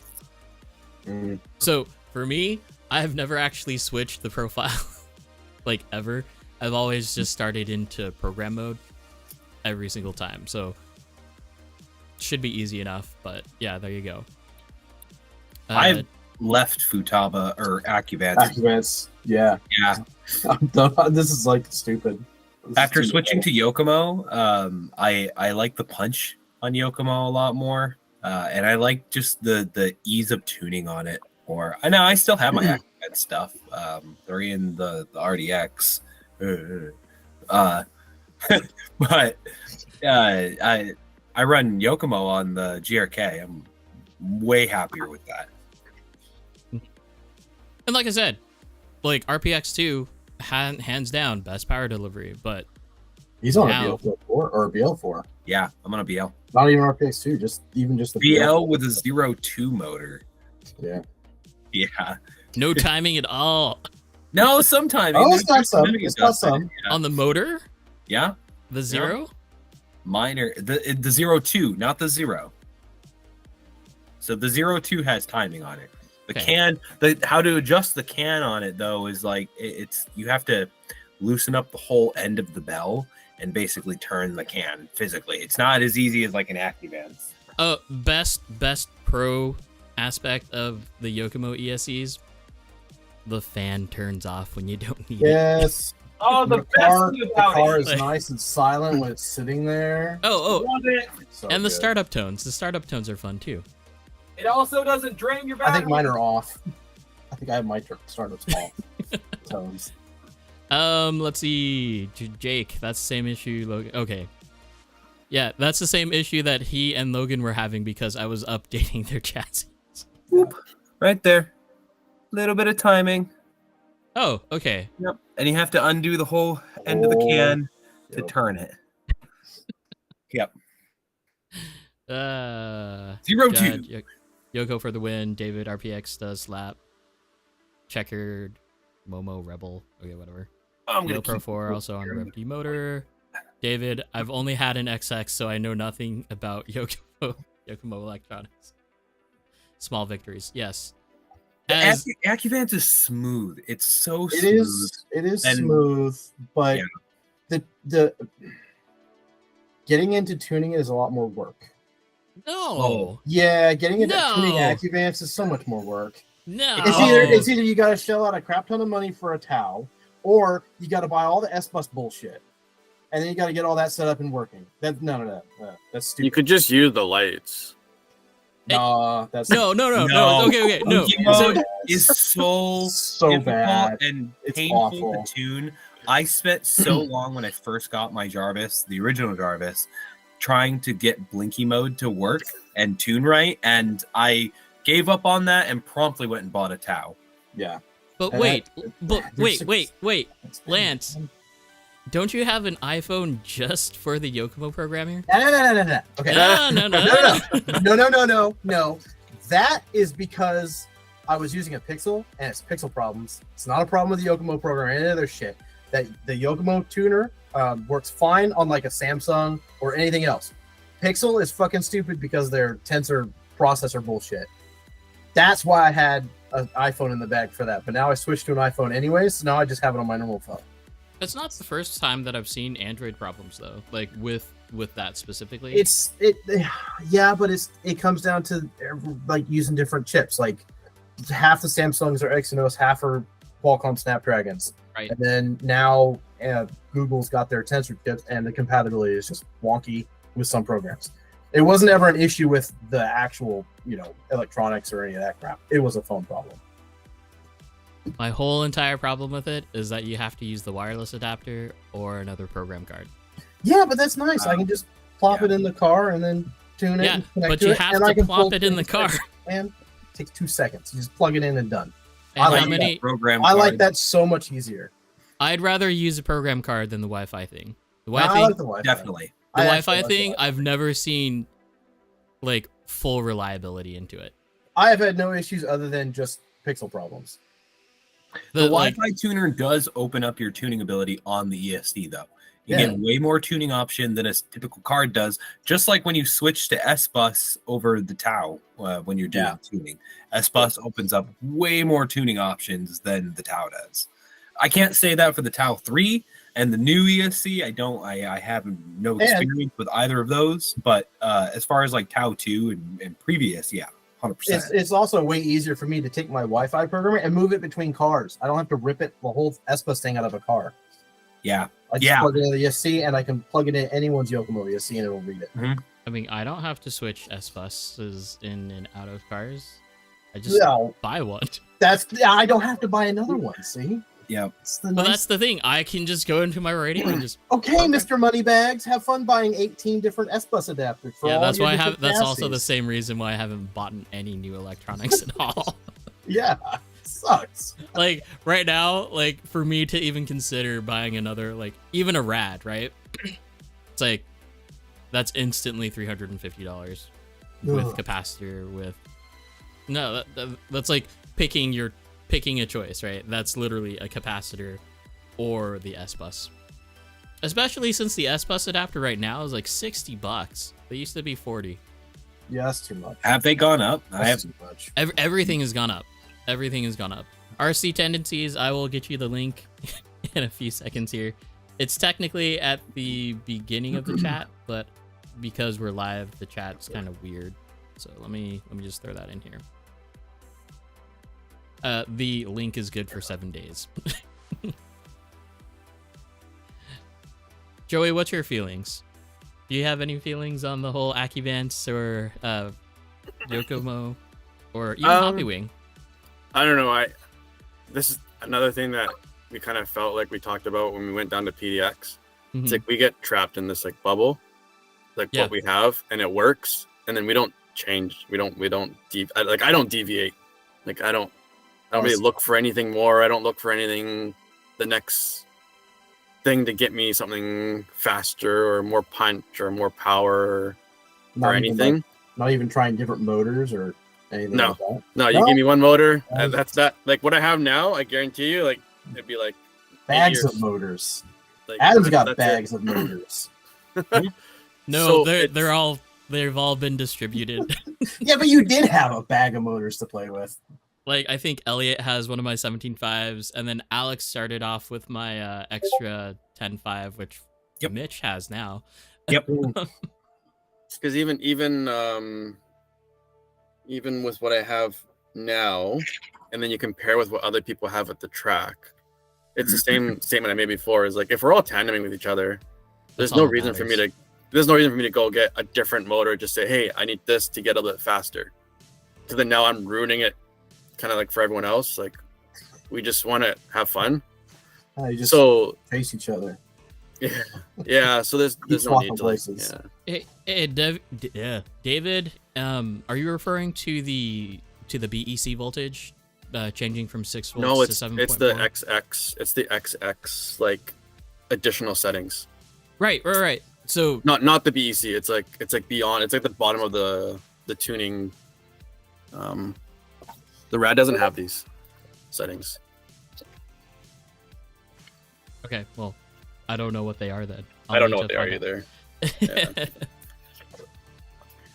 I would love to have one of the new Acuvance setups so I can play with a Tau 3 and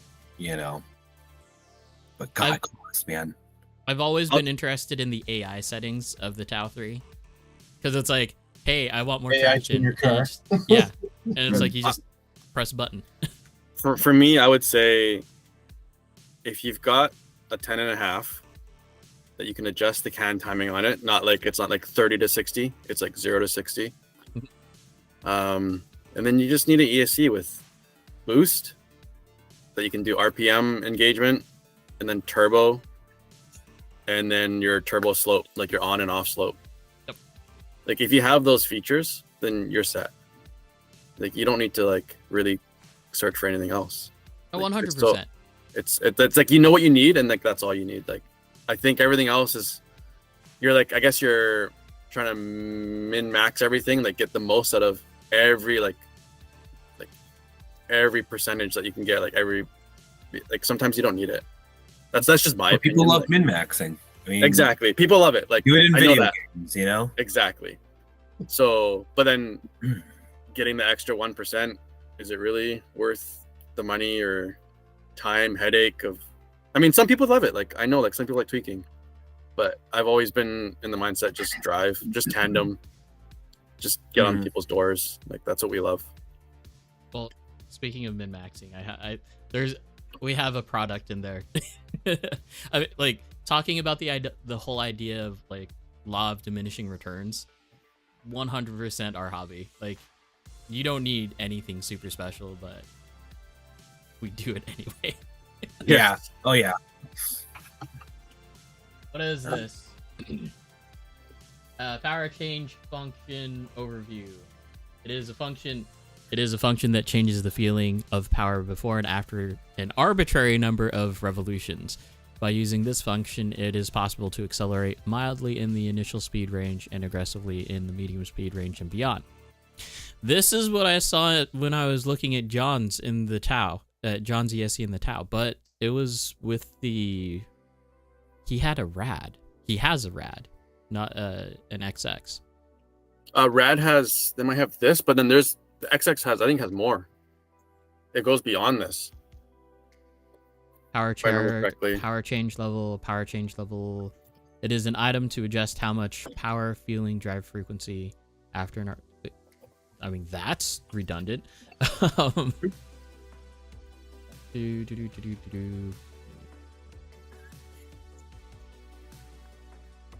I can't see around the other monitor. So, yeah, like, for what Joey's talking about, this is one of those things where it's like, do you need it? Do you need to use it? No. But it's there if you want to. But it's there. It's there. Yeah. And then It's I guess it's all the power to you, because then if you use it, you figure it out, and you get benefit from it, then that's like, there's nothing wrong with that. It's like having active toe on your rear end. Do you need it? No. No. you Is don't it fun need to have? Sure. And the headaches that come with it. That's why Jake should just take it off his shark, and then he'd have the same grip as I do. I mean, just watch though, because he'll Overcomplicated. do it. No, it's overcomplicated. keep it simple. Let's see. Excuse I also have no clue how it works, but it was listed something only available from Tau. Yeah.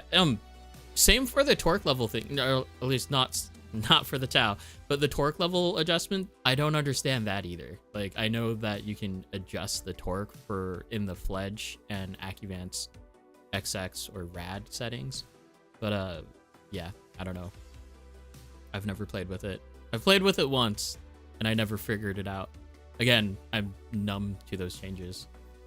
So if it worked, Nick, then cool. Anyway. At Lance, wasn't sure if there was different toe blocks or anything else special to convert. Didn't realize everyone was coming out last night. You just need to go. It was asking about my deck from an SX3. Oh, The S-Trans doesn't work. I did not design it for an S-Trans at all. but So you have to have a Z-Trans. but it could work. No, because the battery. Well, okay, yeah. It Yes, could work. Yes, it could maybe work. If Just you like use how I lower have deck. a Golem on your Okay. chassis. Adam, you're special. You fuck around too much and have too much free time. He can't even make it to the track most days, so he just needs to do it simple and get it running. David, I've messed with the torque settings and it really changes things. Cool. Then we need to talk. If I ever get a Zarvis or a Rad, XX that is, I'll hit you up. Yeah, then you're fine. You already have the Z-Trans. That's all you need. Neil's using an SX3 bulkhead. Works fine. Oh yeah, the front On the end. front end. Yeah. Because, okay, for those of you who don't know, like, if it's a YD2 front end, it fits everything. Everything. Yeah, Literally it's everything. exactly the same. Yes, it's all the same. Except the RDX front end. Okay, but that's special. It's not a That YD2. is very special. But, like, we're talking about slide rack, we're talking about bell crank, we're talking about Rev D bell crank, we're talking about direct drive. direct drive, we're talking about wrap up next VX stock 2 VX stock, and VX stock. You can make that work. Yep. They're all based off of the same holds for the most part. Mm-hmm. Yep. Yeah, my original YD2S had a VX dock on it. It was terrible. Yeah, that was way too new. Did not need something like that. Did not. That was so Yeah. beyond what you could do at the time. Oh, That was beyond what any of us could do at the time. That was so fucking weird and terrible. I understand it now and my geometry better now, but back then, no way. Yeah, my V1 VX stock, it Yeah, it that's was what it was. so not. Yeah. Yep. No. No. Back then, though, I think if I had all of the wrap up next front end, like everything, it would have been fine. Would've been but I better. did. Yeah. No, I know I didn't. I was missing lowers. I had everything like the front bulk, slide rack, uppers. No, I didn't have any lowers. It was just lowers. But even then, I didn't fully understand how to do geometry or any of that stuff. So I mean, it was pointless to have something like that when wipers are the way to go. Debatable. Oh. Very easy. Well, I don't know. They're good for Starting you. out at that time, yeah, Yeah. it was a far easier setup. Everyone that's jumping into a DDSS right now, it's kind of like, because it's such a different change from like a bell crank or even a slide rack. It's like, oh, where are all these jitters coming from? Mhm. yeah. Yeah. I love that direct drive setup on the Usakanis. It's awesome. They did it right. that direct drive setup on the RDS. Man, It's does pretty basically well. the same. It's the same thing though, isn't it? Well, it's the other way around. so It's similar. Usakani did it best and the most elegantly. Yeah. Yes. RDS is a complete takeoff from it. The way that they designed their servo horn kind of worries me in terms Oh, of really? how much torque is going to it. And then you have the Shark, which came out with a spineless, I still have mine. spineless, I still have my spineless spineless servo one. horn. Yeah, that was fun. That was And then they great. fixed it. They fixed it in the most Massive. weird way because the screw hole is threaded on either Both side. sides. You can't. That's not how clamps work. Right. It still bugs the crap out of me. Weird. Like it's a you complete have to oversight. drill out one side of it for it to actually work right. Mm-hmm. Okay. Yeah. I'm glad I don't have a shark. So I'm Don't buy fine a with shark. that too. Yeah. No, No you don't instance. need to. You don't need to have a Shark to be able to run that. He doesn't have a. You can't fit a DDS on a GRK. And I wouldn't anyway. Like I got my YD2 slide rack on there. And Oh I'm man, happy with that. I got a new idea, Alex. I could do a DDS for your GRK. No, do it. we could. You could do it. We could. We would need Yeah. to design So- a new upper. High battery with the DDSS GRK. Because I know I've seen That'd be good. high battery mounts come out already for it. For the Yeah, GRK. we've got Oh yeah, one. they We've got made a one. weight shift battery tray for it, and then Mhm. Lance designed one for me because I didn't feel like buying one, couldn't find one. But the direct drive would be sweet because I mean That'd be the fun. slide rack already works great. Mm-hmm. I love that. It drives so well with a YD2 slide rack on it, SX2 slide rack on it. You know, it'd be better. Hmm. Rev D bell crank. It would. Like Rev D bell crank hits so much better than Yeah. the Yokomo slide rack. I mean, I want one. Jake I want had one. one on his, and then he ripped it off and sold it to Judd. I would totally buy the bell crank off of Jake if he sells one or if he has one for sale because I'll throw it on here. Dude, you're a Baiyi guy. Just go hop on Baiyi. Oh, I find them Yeah. all the time. I mean, they are cheap. I find them all the time on there. I just never bid on them. You should grab one. I should. You can get them like around $40. You can get them. Yeah, you should You, grab you one. can get them less than that actually. That's just what I've been seeing them for lately. It burns so much because like the amount everything on Baiyi is cheaper, but it's the fact that you have to like work through those different like transactions and the The getting through the whole time. Yeah. In order to make Baiyi worth it and to get away with getting stuff really, really cheap, you got to put the time into it, searching and bundling and all that jazz. Okay, But you get some really good stuff out of it, so it's worth it in the end. Jake got a CT701 servo for like $120. Mm-hmm. So- Oh yeah, It's so dumb. I've picked up ABC bodies for pennies on the dollar. I picked up a couple Yokomos for next to nothing.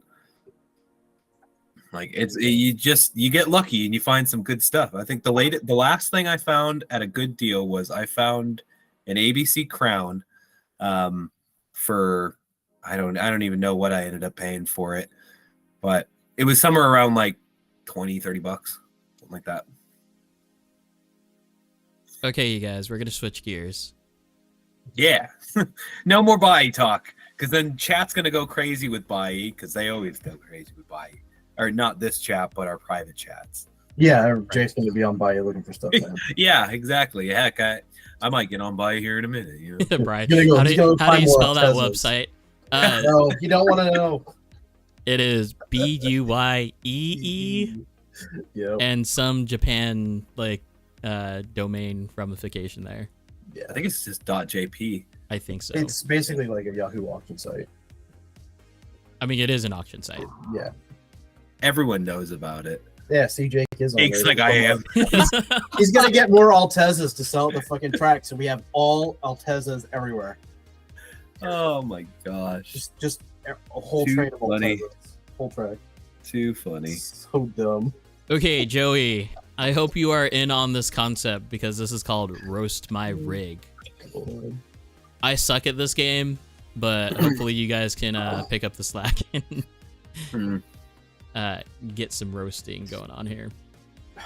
I don't know. I'm not Logan enough. You're not Logan enough. No, I'm not good at it. What am I looking at here? Oh, okay. So we're looking at Judd's setup. Judd's collection. Oh, this is Judd stuff? Yeah. Okay. So let's see, left to right. My mini. Your other mini. Oh, well, so that was, yes, that was the Z Your mini, and then your other mini. No, that's No, those are okay. Those are. that's Austin's mini, yeah? Oh, it's Austin's mini. Okay, yeah. Then we have an RDS, which he changed back to normal. He used to have this as like high battery mount, which drove really, really good. He had a high battery mount last night, didn't he? I thought so. I don't know when this picture was taken. He This just is an old posted it. picture. This has to be an older. No, this is new because the Scion thing's in there. The Bulldog. Oh, yeah. Yeah, MD1, which he'll have a R-Spec deck coming in as soon as they land. It's missing two wheels. GRK, Also missing MC1, RDX Beast Mode, RMX Shark. This was the first time that I've actually seen an RMX Shark. Yeah, I Yeah, saw that same. Friday. I like that more than the stock Shark deck because it's single piece, but also the shape is weird. All of RMX's decks are weird. Yeah, but it's They are. They have an odd, odd one. fat to narrow is what they do. All of them. Yeah, Except for the Razor. The Razor is like meep, super thin. And then it's a shark. It's That's the Bulldog on the end. and a bulldog on the end, yeah. Yep.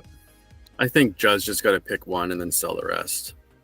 no. So what Judd does is, you don't want to drive that chassis anymore? I'll buy Does it. he buy? Yeah, Judd is basically at this point, he's a loan service. Okay. Judd, So Judd, He stop. holds need funding- money, sell your car to Judd. He's the track pawn shop for chassis. Yeah. Yeah. Wow, this is roast my chassis, roast my rig, not roast the guy. What? Well, see, here's the thing. You can't. How do you roast? First of all, how do you roast beautiful chassis? They're all wonderful. The best looking no, one the there is two- that MC2 because The it's two, a the G. two on the left are crap. They're Aww. terrible. They're terrible chassis. They're ugly. I mean, they're rare now. You can't buy Yeah. them. I know. Hmm? I just think it's funny he's ended up loving the RDS. It's good.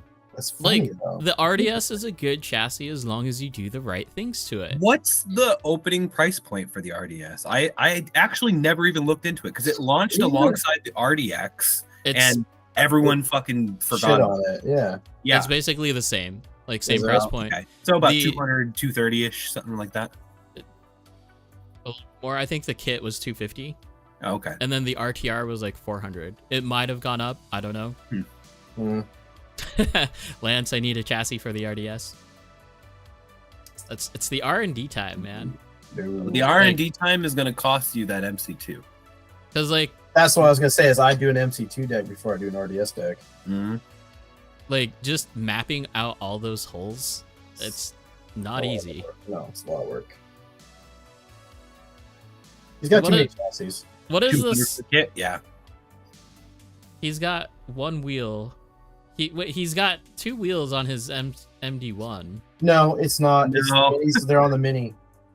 Wait, and Or they're on the RDS. look, the MD1's just shoved in the middle. the GRK and the MD1 both Have are missing nothing. a set of wheels. Yeah. No, MD1 or the GRK is just missing wheels altogether. Mhm. They're all missing wheels. Yeah. No, he needs to thin his chassis out. He's got too many.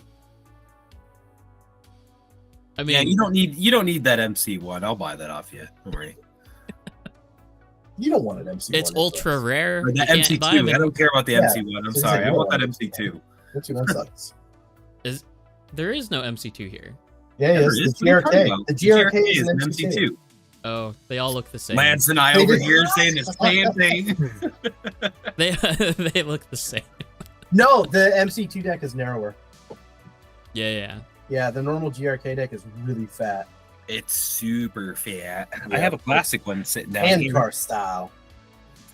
Judd's gonna hate it because it's all low CG. Fat boy. This is a big old boy here. Big old dick. Yup. What are your feelings on engine bays? I think they're cool. It's Cool too much idea. It's a lot of work. It's a lot of work. The Bulldog is probably the only one that really does it good because the Mhm. motor's up there and it's got the cover and it's sort of like it comes like that.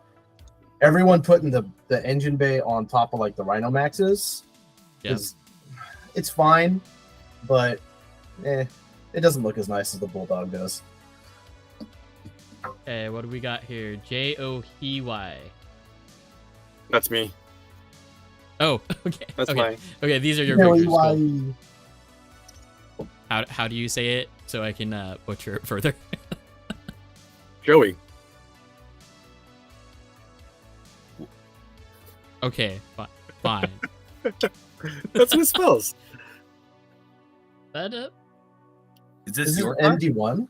MD2. MD2. MD2. Okay. See, So, it has a like steering Logan's. rack and uppers that actually work. Oh yeah. Oh yeah. Okay. It looks super tiny. It looks like a mini. It does. So okay, Turn me that's the off. thing. That is a thing with the MD1, MD2 because it's like that modular design. So the center Oh, chassis the of it. Yeah. Yeah, the rear end isn't part of it. It Oh. floats. Yeah. The Okay. rear end floats, and you can actually Yeah. shorten the wheelbase by just moving the whole. Yeah. Slide over just a smidgy to your left. The V4. Move the picture over to the left a little bit. Oh. Nope. It just Oh, it it's takes backwards. time. It's reversed. My bad. I forgot it was reversed. Joey, this is your car? Yeah. Do you not care about how your wires look? Most people don't. I do. Okay. So this This is is an Alex problem. this is post-apocalyptic PDX changes. Okay. We got body bagged in PDX, and I felt like the world was coming down, like crashing down. Come on, yeah, come on down to PDX, guys. We'll have a great time, and then just beat the shit out of you. So- Take your money and run. So this is what happened the week after, and so I used to be like rear low motor mount, rear ESC. Okay. I will say the wiring was, to my standards, was very clean before, but I just changed it to high motor mount, mid ESC. That's what Logan was running, and I wanted to just try it. Yeah. So I do care, but it'll get fixed. We'll care more It later. will get fixed. Yeah. But so speaking to that topic, rear ESC versus like front and high motor. Okay. How do you like it? So I would say if you're gonna run a low motor mount, you do rear ESC because of the weight distribution. If you're gonna do a high motor mount, I did a high motor mount with the rear ESC before, and I didn't like it because I think it was just too much weight that then gets on the rear axle or like rear diff or beyond, Mhm. kind of. So with the high motor mount with the mid ESC, I think it's the right combination. I think it really depends on where you want your motor. Honestly, for me, ESC in the front makes the car so much more playful. Like it's more alive of a car instead of just kind of planted. I think with the way I had the car before, it was really tail. Like it would the tail would really come around. Mm. Kind of pendulum. Yeah. Yeah. With this one, it's more stable. Are you? Ugh. Excuse me. Are you 3-gear or 4-gear on this? 4-gear. Does it come standard with 4-gear? It's standard 4-gear now. Okay. It's not like the MD one, which was standard 3-gear, I believe. Yeah. Yeah. I think if I was ever going to go back to a Yokomo, it'd probably be an MD1 if I could pick one up used. Or an No. MD2. MD2. Yeah. Don't touch the MD1 because you're gonna have problems with the steering. With the steering Mm. and The the geometry. Oh, yeah, it's that's the main. weird. Yeah. Yeah. Yep. The main gripe. So even like the MD2, I've considered it and going back to just conventional lower toe blocks with suspension pins and get rid of the pillow balls on the front. Mm. Can you do that with the MC2? The No. the MD2 can. Or MD2? Yeah. Yeah, it's got Okay.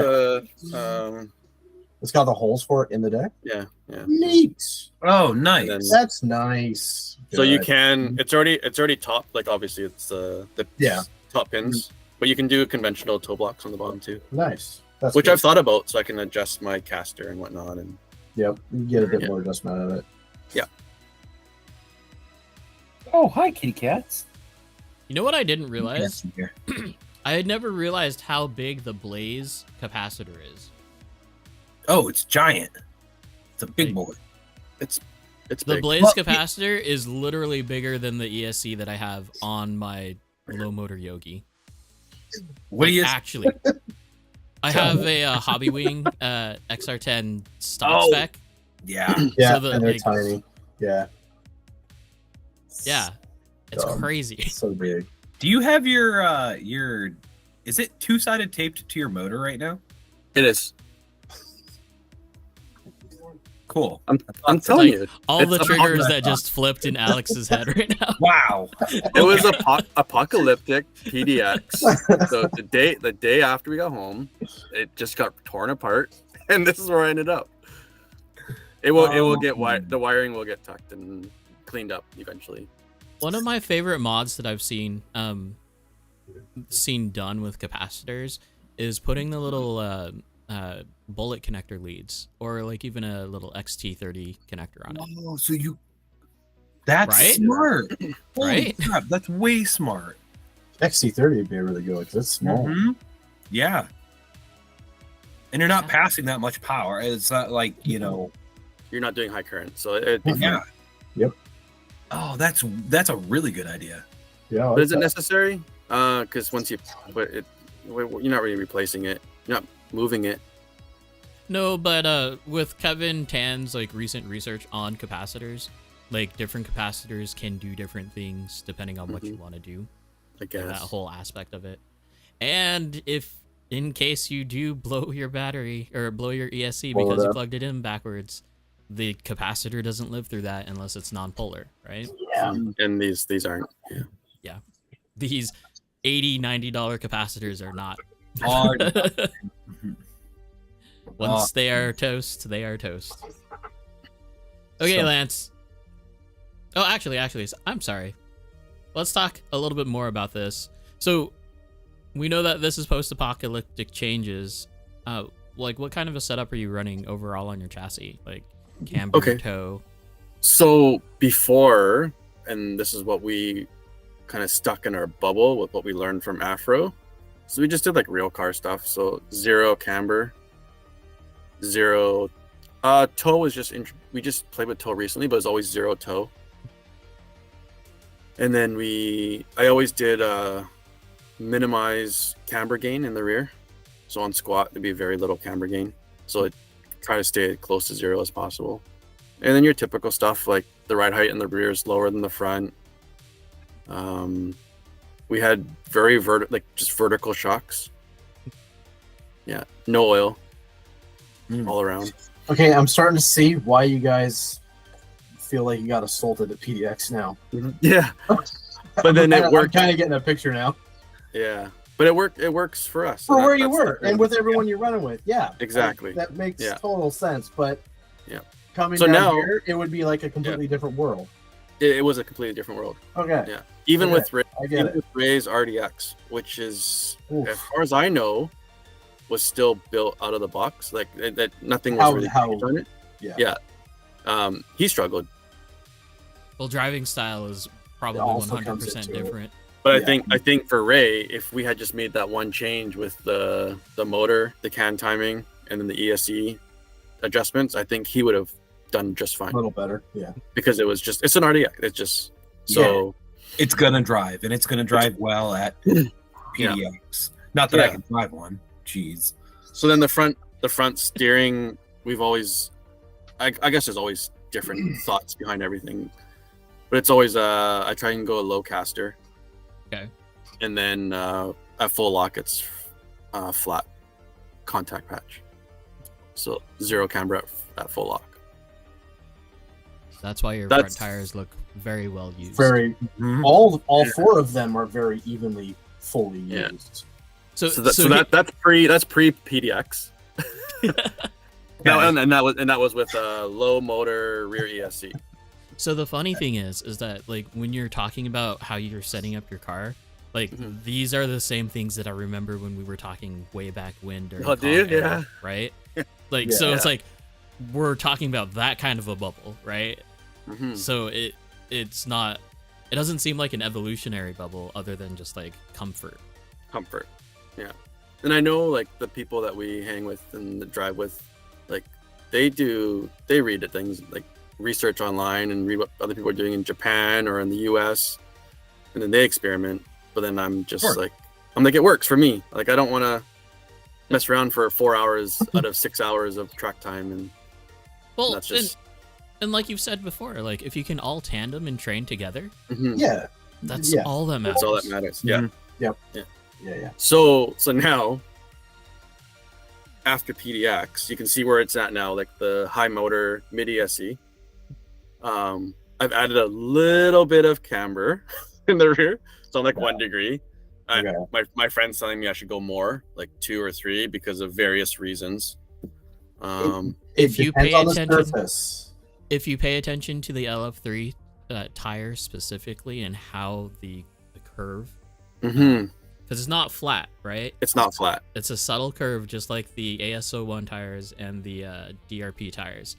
Mhm. If you can just pay attention to that, and you'll find out that it'll increase substantially. But I just wait till I can get them flat, and then I feel it's like the same thing. Oh, so I just- okay, I fair. just run them until they're flat, and then That's I'm like, fair. yeah. But yeah, so I have -1 right now. I had 1 degree toe in the rear with the old setup, and I just kept it the same. Okay. I've leaned my rear shocks in slightly, so I'm kind of just slowly seeing what these changes do. I'm not gonna go extreme, just take what I had and then slowly move things toward what like I learned from Logan, Jake, and Justin. Have you played with your diff yet? Yeah, so that was something. So I've always ran spool from like day 1 of rear wheel drive. It's always been spool, just like we do in the real cars, right? You like 2 ways or you weld your diffs. I now have a CLSD in there now, and that was today I bought it. Okay. Okay. Yeah. What did you do for the setup in it? So I did the 4-gear hard springs. Okay. And I think that's what, yeah. So it's, I mean, for me, it's like I hate myself for doing it. It doesn't make sense. like I'm This like, is so wrong. it's wrong. Like I'm sitting there building it, and I'm gonna drive this for 2 laps and take it out. It doesn't make sense. Like, but you know what? It works. Mhm. I will be the first to admit. And my friend Josh, who went down to PDX, he has a CLSD now, 4-gear hard. Yeah. And he sits there, and we look at each other, and he's like, "I don't know why I like this. It doesn't make sense." But if it works, I mean, it's great. Like we're just evolving, right? We're like, it's the same Mhm. thing that when we went down to Kongs and everyone was running boost and turbo. Yeah. And we're like, oh well, this is. I mean, there's people at our track here that have been running CLSDs. Like Matt, he's a really good driver. He's been running CLSD for a long time. Sonny did experiment with it, but I will be the first to admit that I told him to take it out and go back to spool because that's what I'm comfortable with. So like, they gave me their car. I drive it. I'm like, well, it doesn't do this. If you had a spool, you can do this with it. And then he says, oh yeah, I feel that, and that's what I've been struggling with. And then he puts the spool back, and he's like, oh, it's just like we know, like just like we're comfortable with. So I don't know. It depends on how far we want to take it with our group. But if we can all still tandem, then yeah, the front end hasn't changed. I've left it the same. I made a couple minor tweaks just to fix a couple things, but I haven't changed that. It's mainly the rear end, and then the can timing as well. Just take out all that low end throttle power. You just finding that grip. Yeah, on the MD2, I'm so happy that they went back to like standard upper arms. Yeah. It makes so much more sense. Yeah. Mile high spool gang. Yeah. And don't get me wrong, there are some chassis, RDX is one of them. Like, they feel phenomenal with spool diff. My PDS still has a spool in it. Yeah. So I think it comes really down depends. to the driving style. That's like the biggest thing. And then I feel like you kind of pick one thing on your chassis and then you tune everything around it. So like if you want to do an open diff, gear diff, CLSD, or spool diff, and then everything else kind of revolves around that. Yeah. Because it changes the how the car reacts and drives completely. Yeah, it does. Yeah. Well, I will say this: if you guys do come to the Hobby Expo and you thought PDX was like glass, Monroe is an ice skating rink. Yeah. Yeah, So, we did that. What was that, Adam? When did we do that with you? 6 years ago? No, more than that. 7 years ago? Honestly, expos have been such a blur for me. Yeah, but I remember it being glass. Yeah. Yeah. It's good fun though. But like you said, so back to the point of you don't want to drive and have, tune for 4 hours for a 6 hour day. The nice thing about the Expo is it's a multi-day thing. Yep. Mhm. So you can spend, a few hours tinkering and then getting it dialed in so you can go with everybody. Unless you We're blow up your ESC. I've done that. Or forget your radio like Elliot. Yeah. Oh, there was a Hobby Town. Oh, he got a man. 4 p.m. Yeah, but he had to buy one on the way. That was a bad year for He made him. it work. That was fucking great. Okay, Lance, you're up next. Oh. What am I up? Oh, yeah. Okay. What? So this is the high motor Midnight Shark. Yeah. That's what I had last night. Since it's finalized now. Oh. Mostly. Pretty. So someone commented on last week's stream. Apparently, it's Logan's hot take about doesn't matter where gyro placement is. Thoughts, opinions? I disagree. I disagree as well. I agree and disagree. I have my thoughts on that too. I agree and disagree. Mine is because he has a 550. A 550 covers up so much Oh, crap, totally. and Yeah. you can make it work anywhere. But like a V4 gives a shit. It Yes. cares. Anything where you don't have that programmability, it matters. Like Revox to V4 to Guild 1 from D-Like. Oni CP, Yep, Yeah, Sanwa. any of those, they care where you put it. Yep. Mhm. And even like verticality up and down. For anyone who hasn't held these disc wheels in their hand, they are the most flexible wheel ever. So flexy. Oh, I forgot what team was running them. Like all of their cars had them down at Super that was G. Bubble Milk. It was Bubble Milk. Yeah, it was. Yeah, Bubble that Milk. whole team random. Yep. They're what made me actually go, because I've had 2 sets of them for like a year, and seeing them actually get it to work made me like, I was like, okay, I got to figure these out because I want to run them, and now I can. So And you got them, and then I saw them, and then I squished them, and they are super squishy. oh yeah, they're nice. They're great. I still wouldn't run them in the rear though.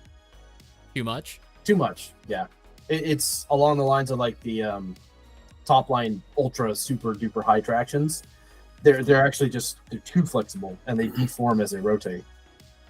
David Chen, GYD 550 is king, only in the worlds of what Futaba says. But I've driven cars with like different gyros, different setups, and they felt better than a 550. They felt better than a $280 servo. Yeah. It's just how you put it to the car. Yeah, and it depends on the chassis for sure. Like I still like my original D-like gyro, The plastic one or the aluminum one? aluminum one. I still like that one. I've only seen the classic ones. And I will say that it feels better than the V4 I have. Mhm. The only problem is I think with the modern technology, the V4 has like the anti-shake and all that stuff, extra programming and everything into it. Because the D-like will shake like crazy. But that's the shaking isn't from the gyro. That's from the servo more so. But I think don't they have where it's like it will know the shake if the chassis it's like sort of vibrations. It will weed that out within its software. No, That's Overdose servo. has like an anti-shake sort of setup on their gain through all the dial or adjustments. The GYD 550 has something similar to it, but I don't know what they call it. dampening. Yeah, and Same that'll with the- that'll do the reduction in that jitter. But as far as the V4 goes, like the main difference between that and a Guild 1 gyro is just endpoints. That's the endpoints biggest too. difference. That's another one there. Yeah. Uh, But I never really, I guess, with me adjusting endpoints on my radio, like it ended up never being a problem. Well, so there's the endpoints on your radio, But and then the there's gyro, real- the servo will go beyond. Yes. exactly. Yes. To clarify an answer or something real quick, Noble said the shaking is servo hunting for center. We're not talking about the servo coming back to center. We're talking in mid corner when you're driving and you start getting a shutter. Yeah. This. Yep. And it's funny because like going down to STC, I saw a lot of cars that had a lot of wobble. Tons. Yeah. There was Yeah. a lot of cars that had that shutter, and you watched it through. Like the car would stay nice and smooth running through the whole corner, but watching that front wheel just shudder through the whole thing was really weird to see.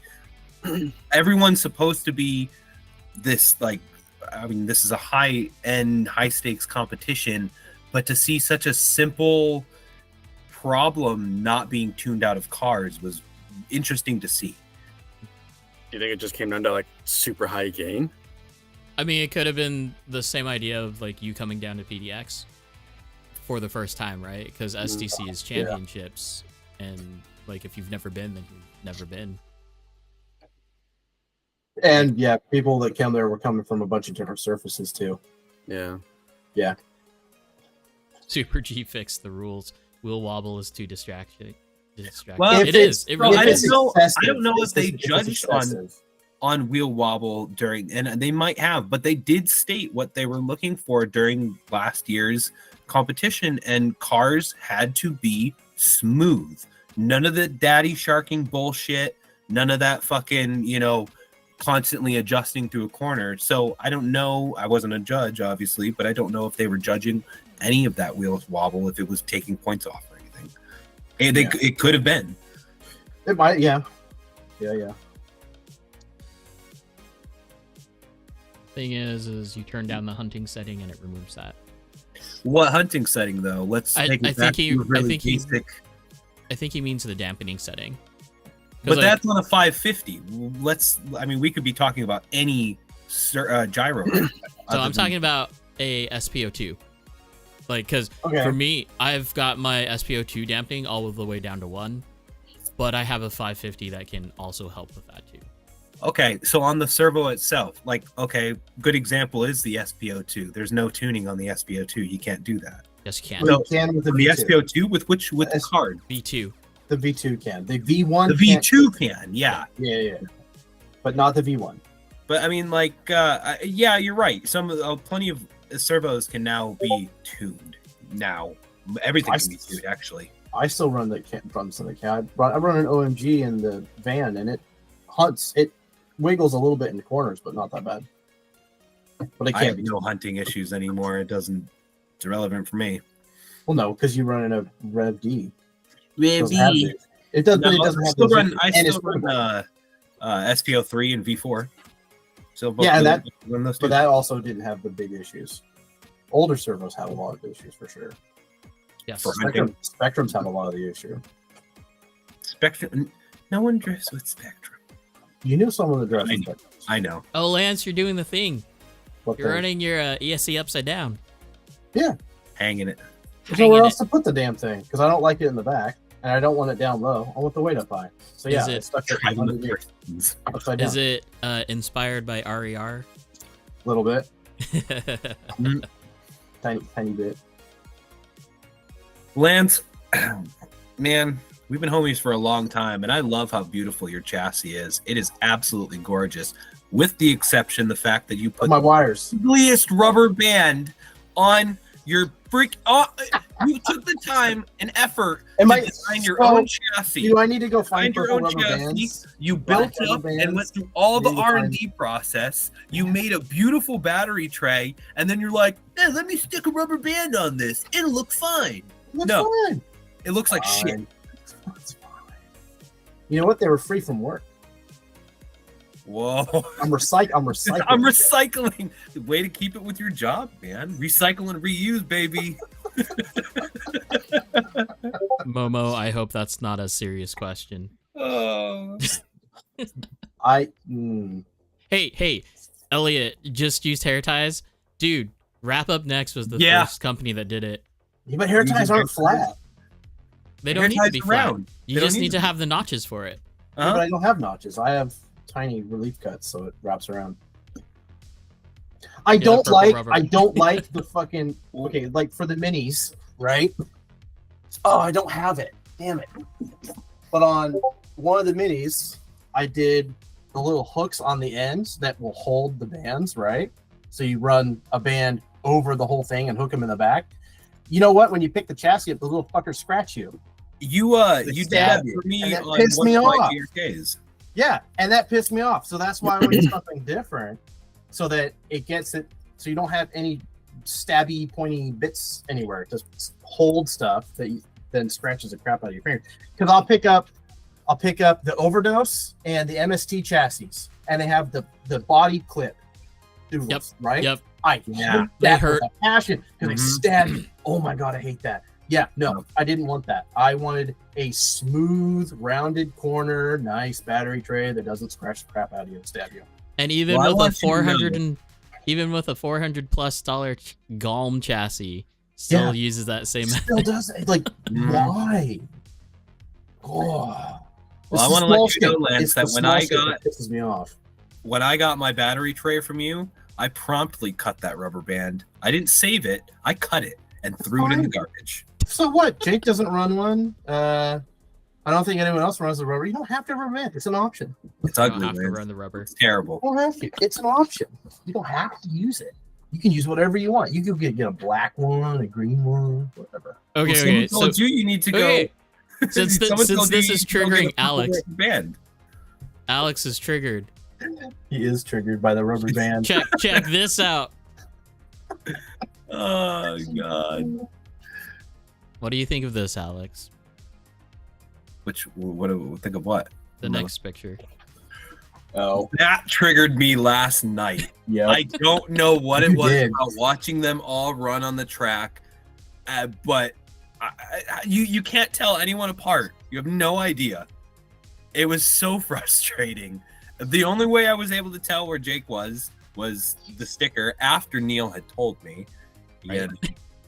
But it was great in the middle of that lap, and trying to figure out who was who in that run. And then I watched Jose just spin out. I was like, whoa, that's easy. Now I can pick everyone out. Joey, do you think this is a little bit excess? I got Matching confused because I was trying to just learn and watch Jake drive, and I couldn't figure out Who was Jake? Which one was Jake? Right. Yeah, I was like, and then I was like, oh, another one. And there's ended up 3 last Friday. I almost felt like there was 6 at one point. I don't know, but And They all these blend bodies, together. the funny thing is that these bodies, if they wanted to sell them today, they could still make bank on them. Oh would yeah, make big bank. Yeah. Yeah, I think my favorite part about this is just sitting there in the photo on bodies is like $600, which is At least, yeah. Stupid. I Stupid. by no means do I feel like any of the Yokomo bodies are worth $200. It like, but the want for all of them is unreal. Like the price that people are paying for the Yokomo bodies right now. And then there's also the difference between like the pre-painted body and then like The just clear one. Yeah. Yeah. Oh yeah. Yep. Which I think 2 of those are the pre-painted, or all 3 of them are. I don't. I think one is Jake's the is. clear. Yeah. Jake's is, and then Jose's was clear. Was clear. Okay. Yeah. Then we have this. Doesn't matter. They all came from Jake anyways. They were all Jake's bodies. Austin's. Yeah, Papa. basically. Jake. What is this? It's not a drift car. I don't know. It is not a drift car. What am I? It's a cheater comp rig. What are we supposed to do with this? It's in Roast My Rig. People get Axles- butthurt if I don't show Axles it. axles are too wide. Well, no. Go back to it. Go back to it for a second. Okay.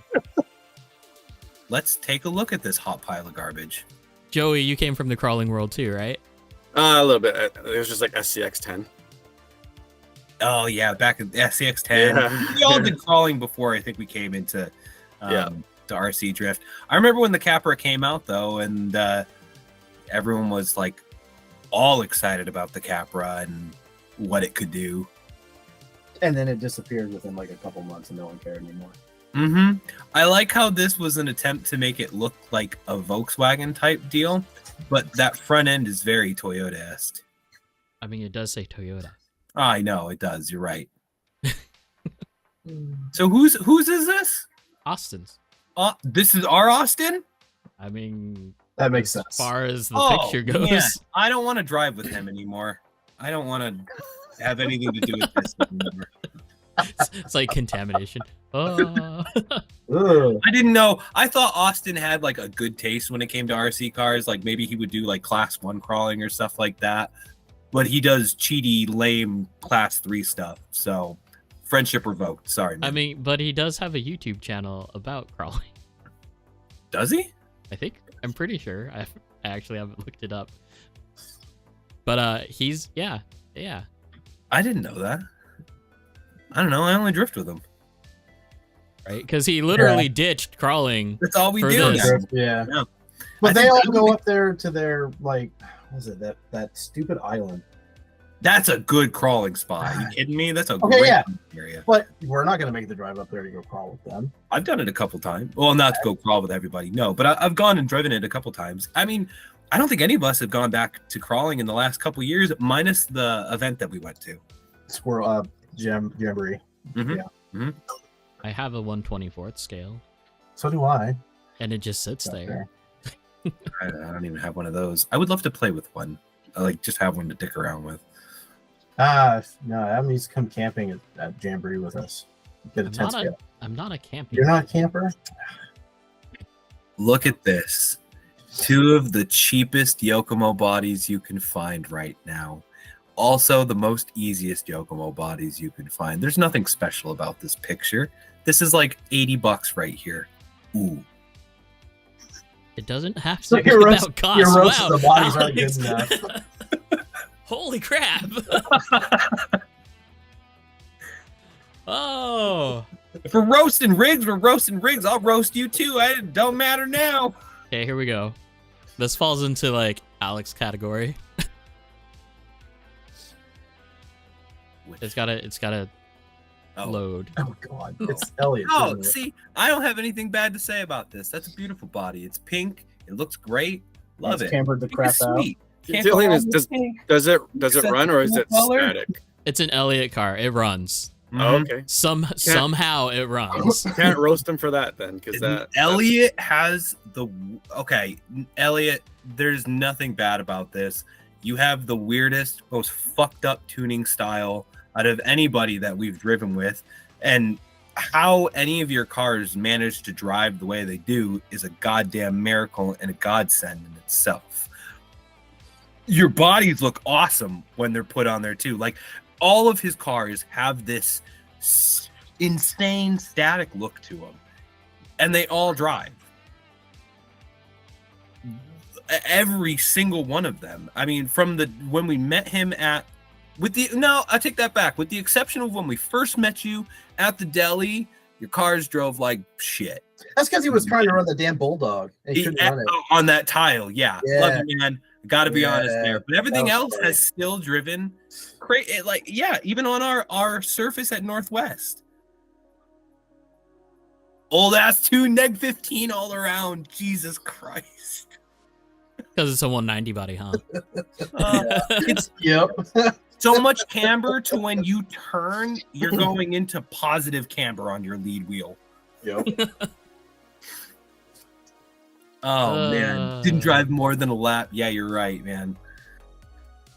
God. Wow, it's crazy to think that. Thinking back on it, that was when we first met Elliot, and that was that long ago. It feels like we've known you that like way longer than that. Forever. Did you know that like when Marcus, Nick, and Elliot, like they all met on like CarX or some gaming before, and then they like they figured out who Elliot was like when he went over to the deli. Oh, that's awesome. That's so cool. I didn't know that. That's funny. Yeah. That's why they call him Juno. Okay. God, I'm just showing your pictures just because we've already seen these. Yeah. Beautiful At least chassis. he's working on it. Yeah. It'll be interesting to see how Got budget shocks on it.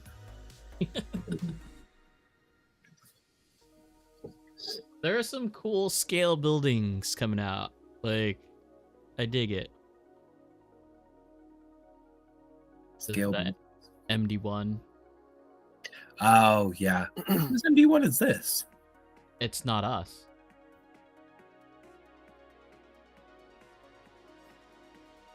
Ben Rebel is the username. I love the building. That's what I'm saying. Like, the building looks fantastic. This MD1 is ruining the photo. I think it needs a body, but only because you really need to cover up how bad this chassis is ruining this photo. I mean, bring it all together with like an actual car. like, is it just wallpaper, or are they actually putting like the stucco detail to it? That looks like it has dimension to it. It has a little bit of depth. Even the rain gutter. Yeah. Oh, it is. Can you zoom in on the rain gutter?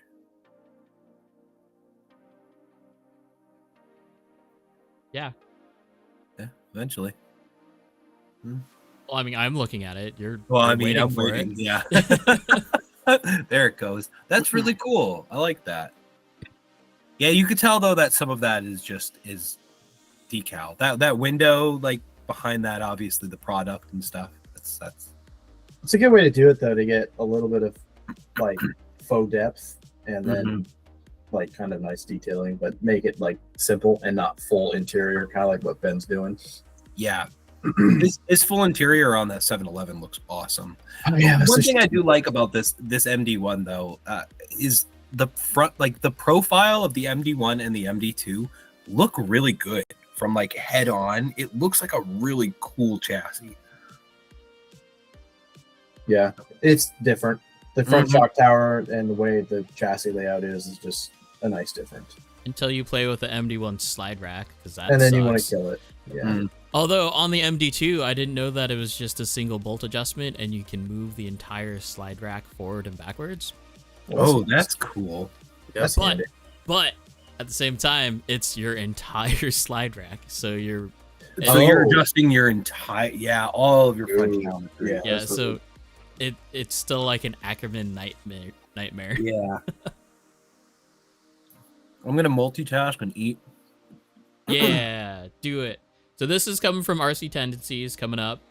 Fresh build SX3 with Yokomo LTS front, EES chassis, and Yokomo Addiction RR conversion. Oh, belt driven. Is that so? That's the RC Art rear transmission. No, because Addiction did one too. Oh, addiction do it too. Okay. Yeah. Although I could be wrong because I'm not seeing a belt. I'm not seeing a belt Nope, either. it's I see geared. gears. I That's see gears. yeah. I lied. It's geared. It is geared.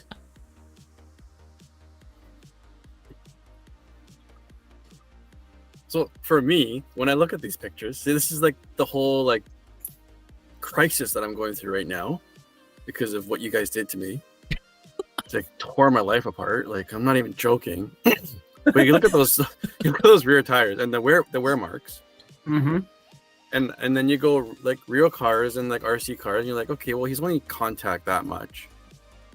So And if I get full contact on a flat tire, it's like that. It just, to me, it's like but it's not better. Like it didn't work. oh god, I wish I had more. It depends on your arm. Geometry plays a huge amount into it. Because I put new tires on last night. Mm-hmm. So these are brand new, fresh. And I'm like, the first little bit of tire wear there. But I've also got a crap ton of camber gain under compression, and the car actually sits mostly like that at level. So with the battery and everything, yeah. But it really depends on where you're at and like who you're driving with. If PDS guys are fast, Mhm. so you got to be able to have grip to keep up with them a lot of the time. But with those tires, he's running on something very abrasive Totally. because those are chewed. Those are probably outside tires. And those battery wires are way too long. They are. Well, then I'm glad. No, that's not even the worst of it. This. What is this? 2 on the inside, 1 on the outside. What are you doing? That's so good. I didn't see that. It's fine. Just I've done flip-flopped it. them. Yeah. I've done it. Sometimes it just works out that way. I go so back and forth on the forged carbon stuff. Like Okay. I don't know. I'm so back and forth on it. So- like I think it would be cool to do like a limited like team driver chassis of this in forged carbon, and then I'm like, no, I don't want to go through the trouble of sourcing that crap because that's a lot of work, and I don't Well, know. now you said you were going to do it, Lance. No, I've thought about it, but I don't know if I'd want to do it. Sourcing it's hard, and the look just sometimes it looks okay, and other times I'm not a big fan of it. So my final stance on forged carbon is that you have to have the complete chassis as forged carbon. Because my problem right now Is the DDS isn't right? What? Because you got one where the DDS parts weren't, No, so or so were they? our- And there was like one part that wasn't, like an So- upper one. so our spec did it right. They Okay. did it so that the entire chassis was forged carbon, right? Yeah, Or not our spec. Our spec. Yeah, our spec. RF spec. Romeo DePaz. The entire chassis came as forged, but because of the way that I'm running it, I have your bumpers and your two upright parallels. So it's like It's a mix. it Yeah. doesn't match at all, but it works. And that's what I like about just doing normal carbon is I can go anyone's carbon parts will look pretty decent together. So you've got 3 different weaves of carbon. Yep. But they don't look that off from each other just looking at them. But Yeah, once you right. sit down and you get them in the light, you can see the weave pattern is different. Right. Like the But- biggest difference is like if you're looking from glossy to matte. Yeah, the Razor deck versus my deck. My deck's actually a lot glossier. The Razor deck is kind of matte, but their weave is also different. But it also changes the rigidity in it. So I hate to break it to whoever's car this is, but the whole goddamn thing's an eyesore. Be nice, Alex. he doesn't like Yokomo. He doesn't like rear motor, and he doesn't. Well, okay, he does like high battery now, but yeah, it's a nice car. I bet this handles really You good don't like the too. yellow in the forging. No, Um, dude, he's running a V4. I bet it handles like crap. The V4 cannot keep up with the high weight transfer. I've tried it. It's not fast enough. Did you get a chance That's to actually run? that's why you switch. Did you get a chance to run Austin's Travis 2 yesterday? No. So the funny thing is that like when he first started driving it yesterday, or on Friday, yeah yesterday, it was good. It was really, really good. And then changes ensued, and thus then became a headache. So that was What did he do? unfortunate. I'm not sure, but it was like something about the car not squatting right. Like it was only squatting to one side instead of the like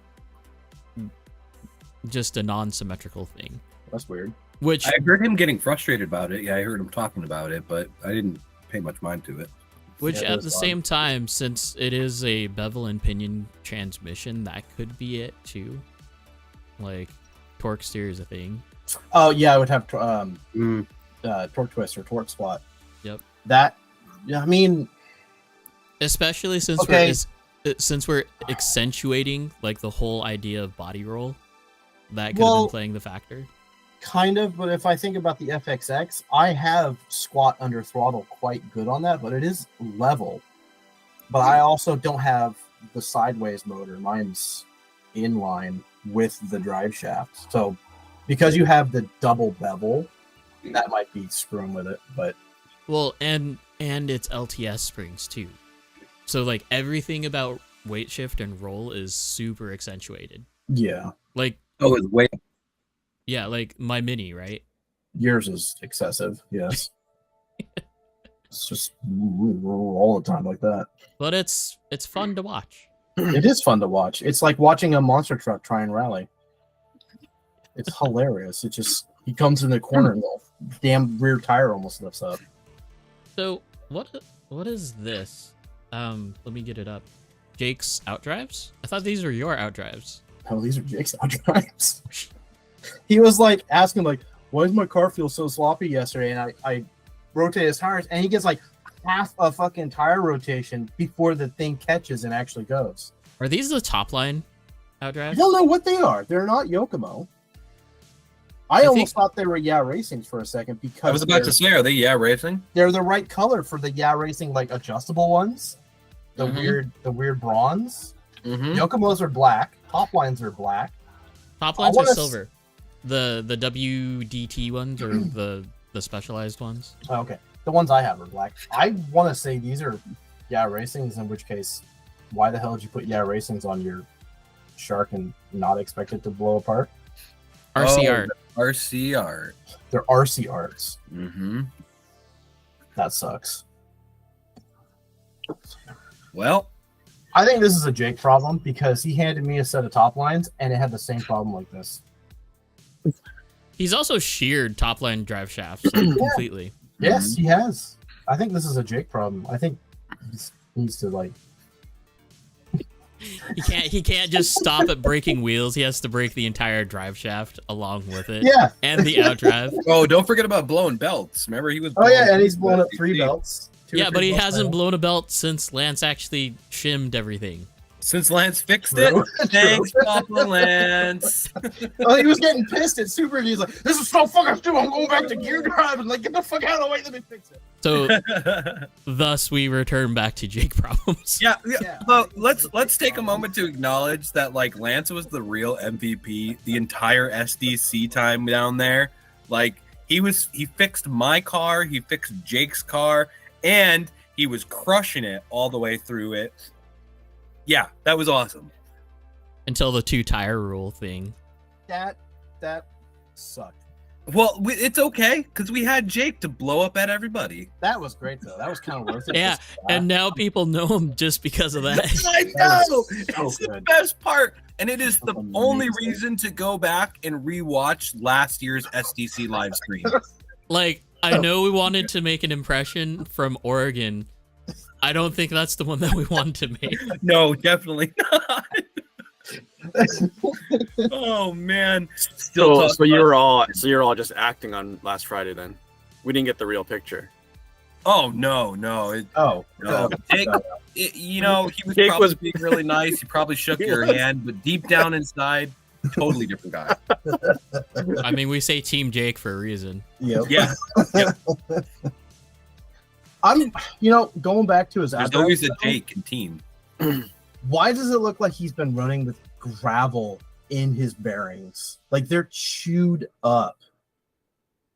Because There's there's never. There's pitting in the material. Yeah, there is. Hold on. Jake, stop running outside. Jesus Christ. Clean your garage. I mean, he does run in his garage. He does a lot. run his sweep the damn garage. It's like you're running in sand. It's crazy. Look at Those are pitting in really that. Those are so pitted. Not everyone has the ability to run in the garage, though. True. So at least he has that. He needs a dedicated garage car. Okay, but so you could just here- get one off of Judd.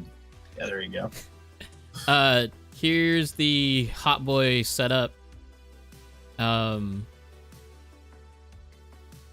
So the 90-degree 4.3 millimeter rod ends will give you this, and See, even more. So he showed me yesterday, and it in full. What do you call it? The full sharks, Yeah. the final form sharks. Final that- form sharks. Yeah. Like if you get it to the right point, you can actually have your lead tire Backwards. backwards, Yeah. and I that's know. what this was doing. I So would like to say I get more than that, but I have those 90s on there and I get the same. I'm like, oh, never mind. yeah. I talked to Jake about this last night too, and I told him the same thing. I was able to do the backwards lead tire and the full straight 90 on my Rhino Max. It's worse than actually helpful. Now, It makes it so your car, once you hit that point, it crabs too easy.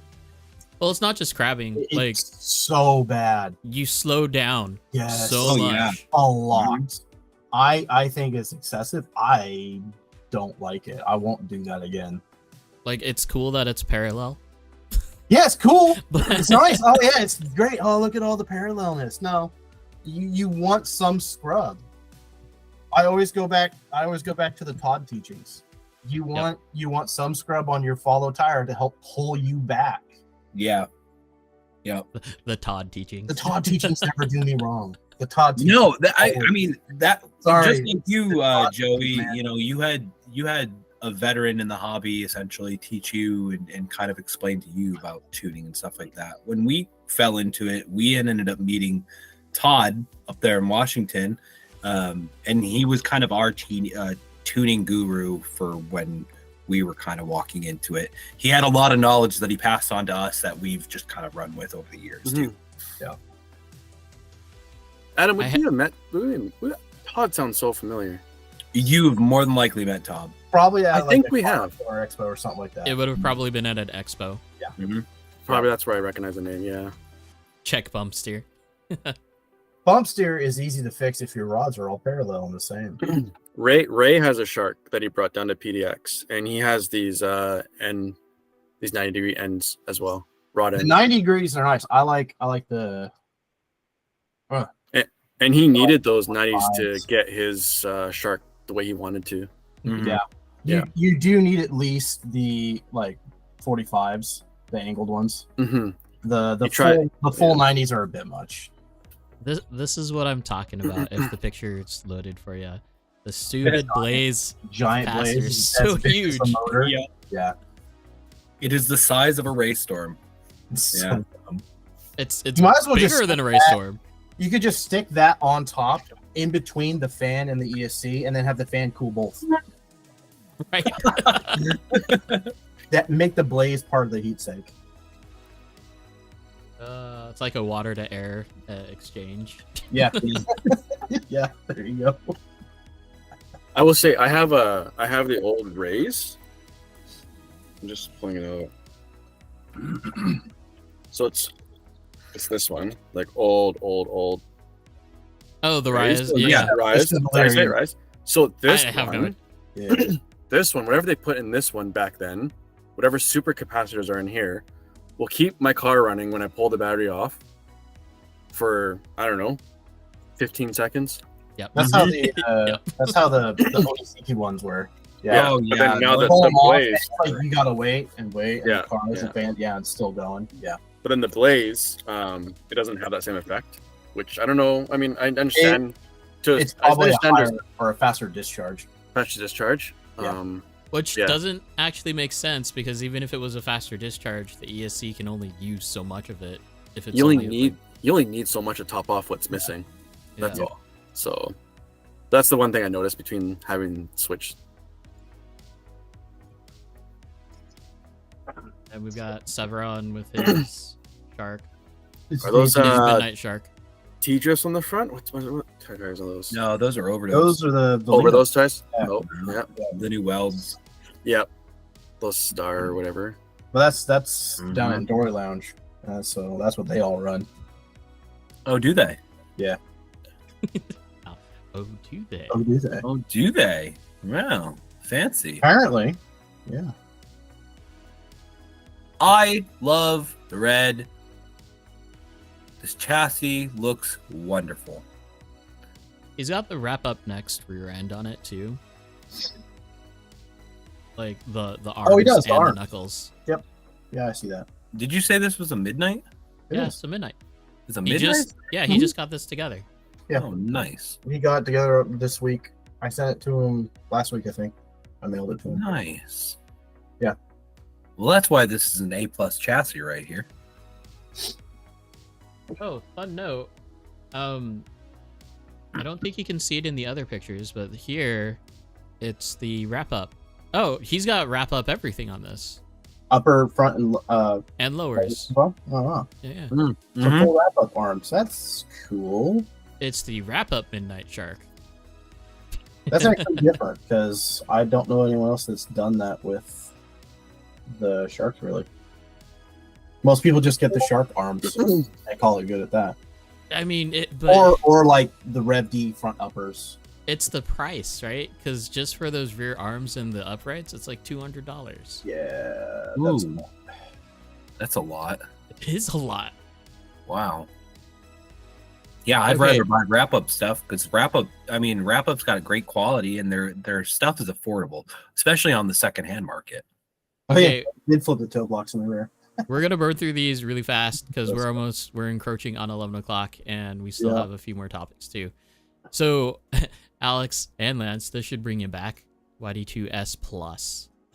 What? Someone put an S plus. there. Mm-hmm. What the hell? Mm-hmm. That's awful. Not awful. It's awful. Not awful. Terrible. It's a terrible car. It's got the 2-piece bulkhead. It's It does. it's fine. Well, this is Josh's car. Yeah. I know it's this not, car. man. Is that Oh, right? it's got a new Toro on it. That's whoa. Josh's. Hold the phone. Hold the phone. There's a new Toro. Wait, which Josh? The one that came down to PDX. Oh, From- okay. From 88. No one recognized it. This has to be his. What the hell Toro is that? The TS 160. Mm-hmm. It's not. No way. Yeah. No way. No. It is. Manufacturing updates happen, Lance. Like it's a thing. Is that bumper on there, the very front bumper, is that a D-like front bumper? This is a TS 160. End power. Focus. Look how tall it is. That's a TS 160. That's different. Power Factory? I don't even know what that is. Yeah, I see N Power Factory.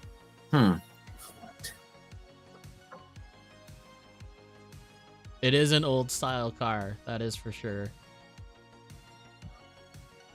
With the additional weight. TS 160 Pro. 160 Canadian Joker. Pro. Okay. Oh, sorry. The Pro. Yeah. Okay. I have a normal TS 160. Okay. Well, you're not that special. Cool. No, that's cool. I still like a Toro for a cheap ESC. That's Oh, what I'll put here on we go. $100. Here we go. Here's that LTS chassis, Yeah, the printed one. I saw that. the printed one. What I was It's a impressed cool by idea. is that like the that's the big. bracketing goes all the way up to the front. Yep. All it the way does. This And was this is cool. Holy shit, man. And he It looks did change lovely. it. The rear of the battery mount used to go all the way down to the base plate, the deck. Hmm. But now it just goes to the tower. diff. Yeah, the tower. Yeah. Oh, okay. Yeah, yeah. The only thing I noticed when Jake showed me is his battery. The upper battery tray has a bow in it, which is either sizing is slightly off or it's flexing and starting to warp. It's just flexing, I think. Yeah. This is like one of his, maybe his third revision, I think. Okay. Yeah. Yeah, I mean, half a mil off is all really strong D-like vibes, doesn't it?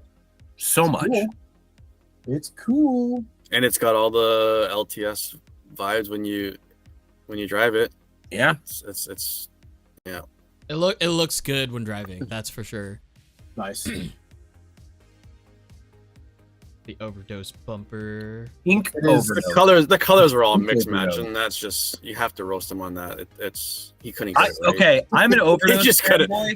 I'm an overdose fanboy. I have nothing bad to used to say, normal- especially the used to fact color that it's a mixing. pink front bumper from way back in the DP days. Yes. So, like, I don't know. It's pretty cool. I got nothing to say. I don't know if you can get in there below the battery, and then how big the trumpet on the The velocity. Yeah, stack. it's huge. on the velocity stack on the SE. Yep. Yeah. Big velocity stack. That's great. We've got Brandon's out clip, I think.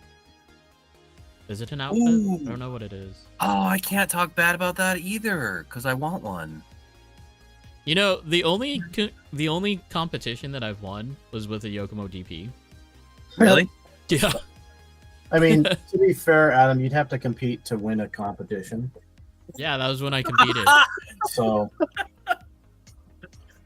That was back in the day with Tor, man. Tor was like my nemesis. well, you need a new nemesis then. Is this is Brandon up in Washington? Yeah. Yeah. Oh, the DRB battery holder. This thing came in clutch so many times.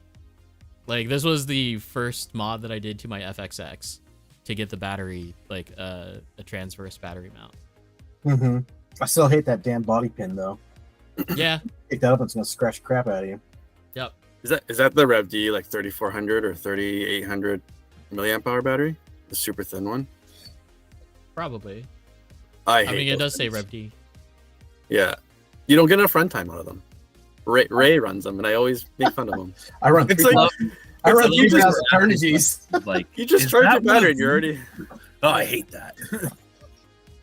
Most of us PDX guys run 3,000 miles though. Do you really? Yep. Yeah. Super I small. run 4,000.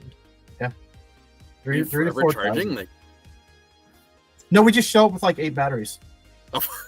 Have you seen Jake's battery stash? Oh my gosh.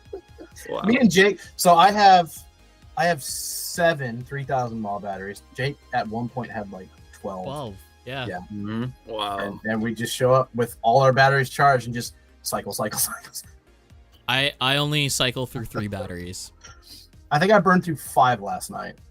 I cycled 2. I did 2 last night. Oh, I'm sorry. I bring 3 batteries and cycle the charging. Mm. I used to bring like 6. Yeah.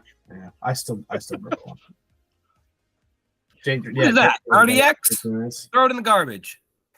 The Carbon Fury chassis, though. Trash. Throw it in the garbage. All the flex. No, Who does the Carbon Fury? with all that bracing in between the points, there's not going to be as much flex as you want. no lateral. That it still has more flex Oh, than I no. want. What are you Yeah. talking about? Maybe. Mine. Okay. Depending on how you want your car to drive. Yeah, the guy from Carbon that does Carbon Fury stuff drives at 88. Oh, does he? Yeah. So It's The so shade. much cuts. It's so cut out. I think it's an interesting idea, but it's so excessive. I mean, There's- but he's doing yeah, there's, something like, no right because material. Oh yeah, it's a popular chassis. it looks cool. It's an interesting looking chassis, and add on the forged carbon. Yeah, it's very flashy. This Oh, is, it's super flashy. And just imagine if you flashy. drove that into someone's ankles. Look at that front end. It's so like vampire fangs. Yeah. Yeah. we've got a Jose Shark. You know what the best part of about this picture is? The battery, the body mounts in the rear. The Yeah. flush cuts. What's he flush cutting?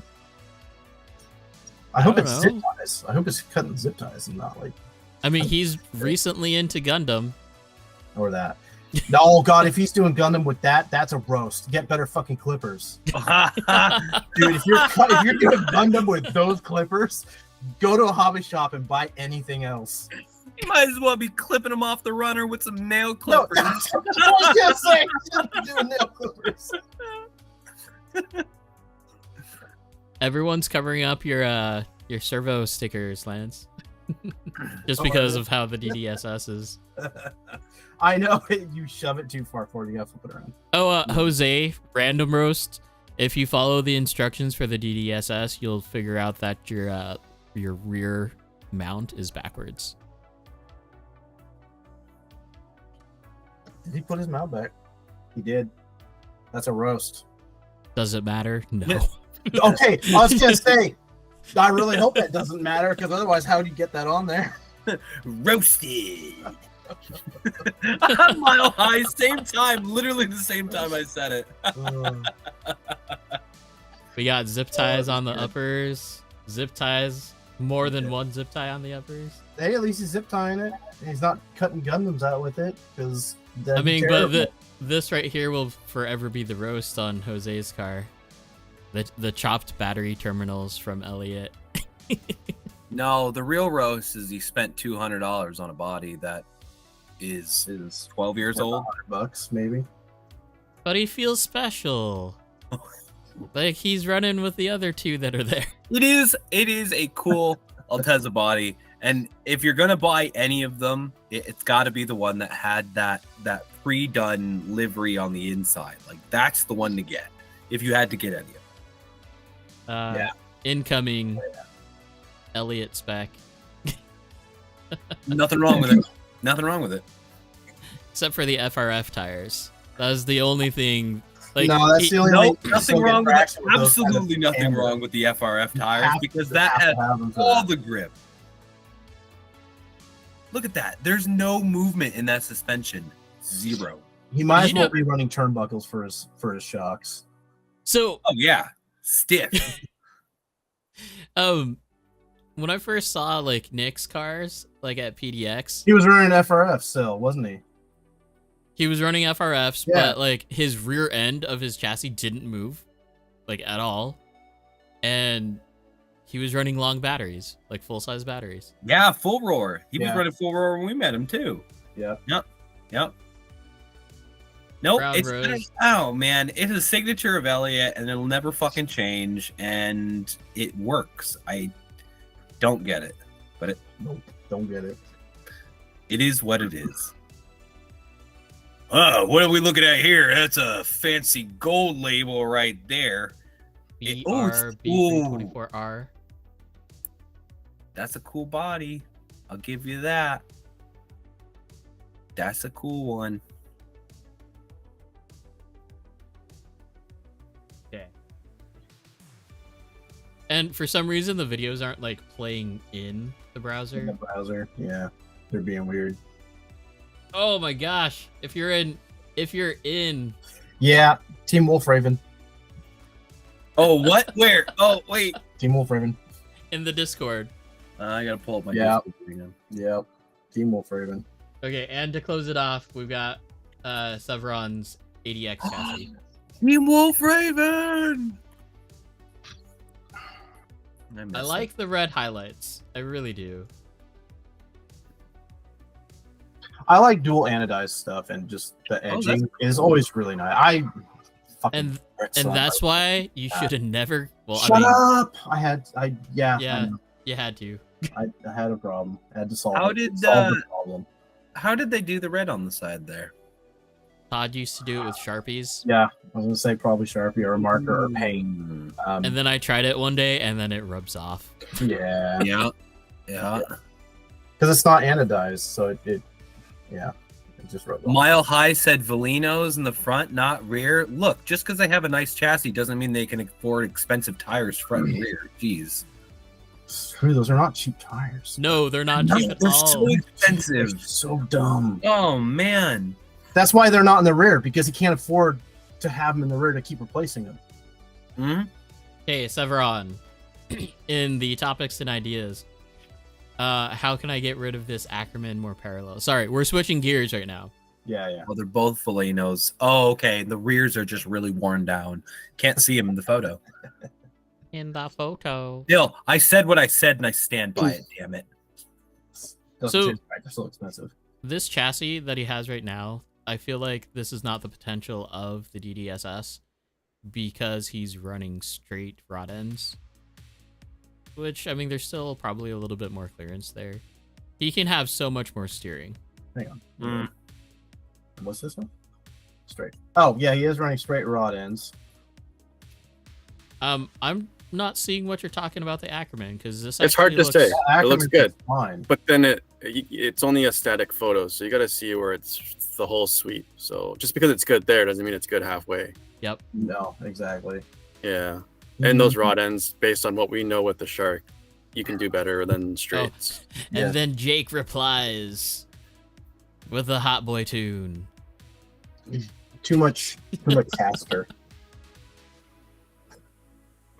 Sevron, no other way. There's plenty of other ways. Plenty of other ways. You don't have to do it. The 45s are great. Oh, look, yeah. 45s will get you close. It's just it's how you deal with it. And he's also using the shark knuckles, which... Knuckers? Those knuckles are not good. I still say that one of the best knuckles that I've used is the MST ATK knuckles. Those are good. I like the Rev D ASLs a lot. All of my cars have FT knuckles on. Yeah. Even like the RDX knuckles for plastic knuckles are fucking amazing. Even in this picture, so it could just be a tuning choice.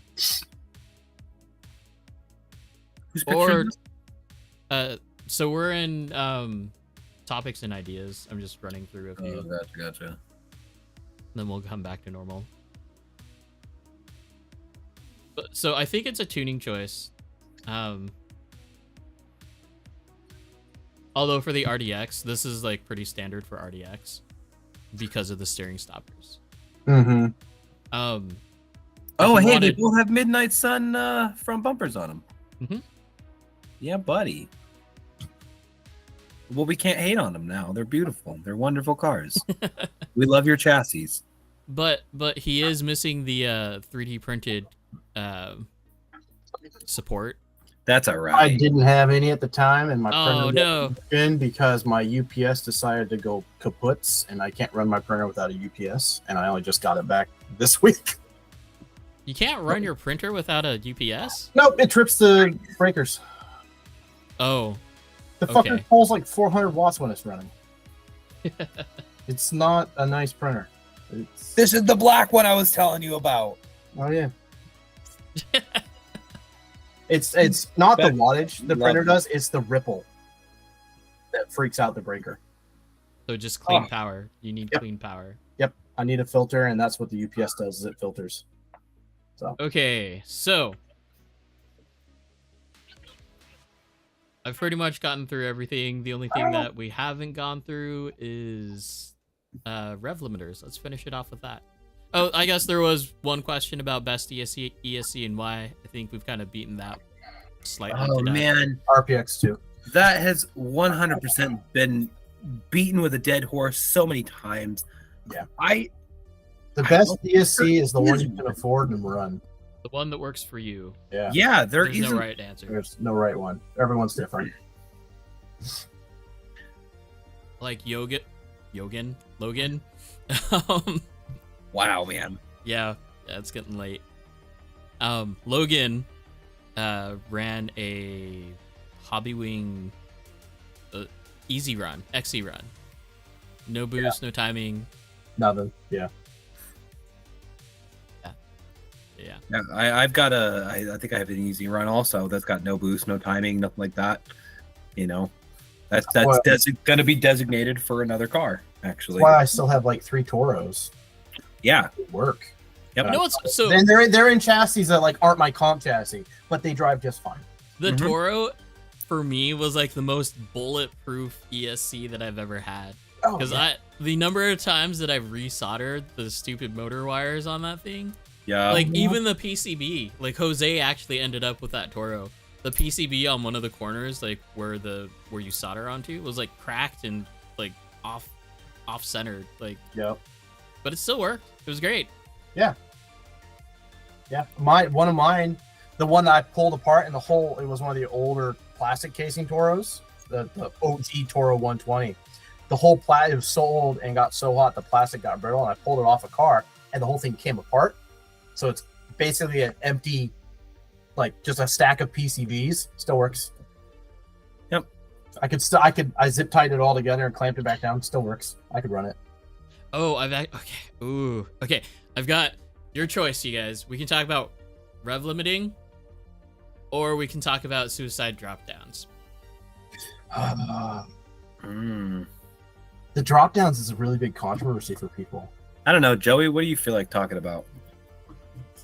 You know what I'm referring to? I have no idea what you're talking about. Okay, so Even if you just talk drop downs in general, there's people that hate it and people that really like the drop down, and then people don't care. But then you add in the suicide portion of it. It's interesting. okay, so yeah, there's big controversy in this, in the idea that there's so many ways that you can do this without doing it. Let me get back to the shared screen here. So the idea behind it is that you can have a drop down, which these things, is that what they're called? yeah. So it's a drop down with a reverser, or basically reverses it. They've been doing this for a long time. Yeah. Suicide wheels have been around for a very long time. I don't think it's necessary. Like, oh, totally not. Not necessary at all. It's just something cool, different. You want to be different. Well, it changes the way your feel is on the radio. Right. And not only that, but it changes the way the feel is on the car too, when you really kind of get down to the nitty gritty on it. You have no limit to how far you can turn that wheel. You can turn it 360. It doesn't matter. Okay. And you can play with the gearing on that, which changes how much of a turn is going to affect your steering. But you are right. At the end of the day, no, it's useless. It's going to be really specific to the person and how they like the way it feels. Mm-hmm. So the one on the right, we think, is probably doing like a 1-to-1 ratio. The one on the left is geared to the point where you can have more resolution is what it goes to. So the idea is like having the similarity that I posted earlier was like, an F1 car only has 360 degrees of rotation versus like a drift car and it's 900 degrees of rotation. Or like YSFAB, right?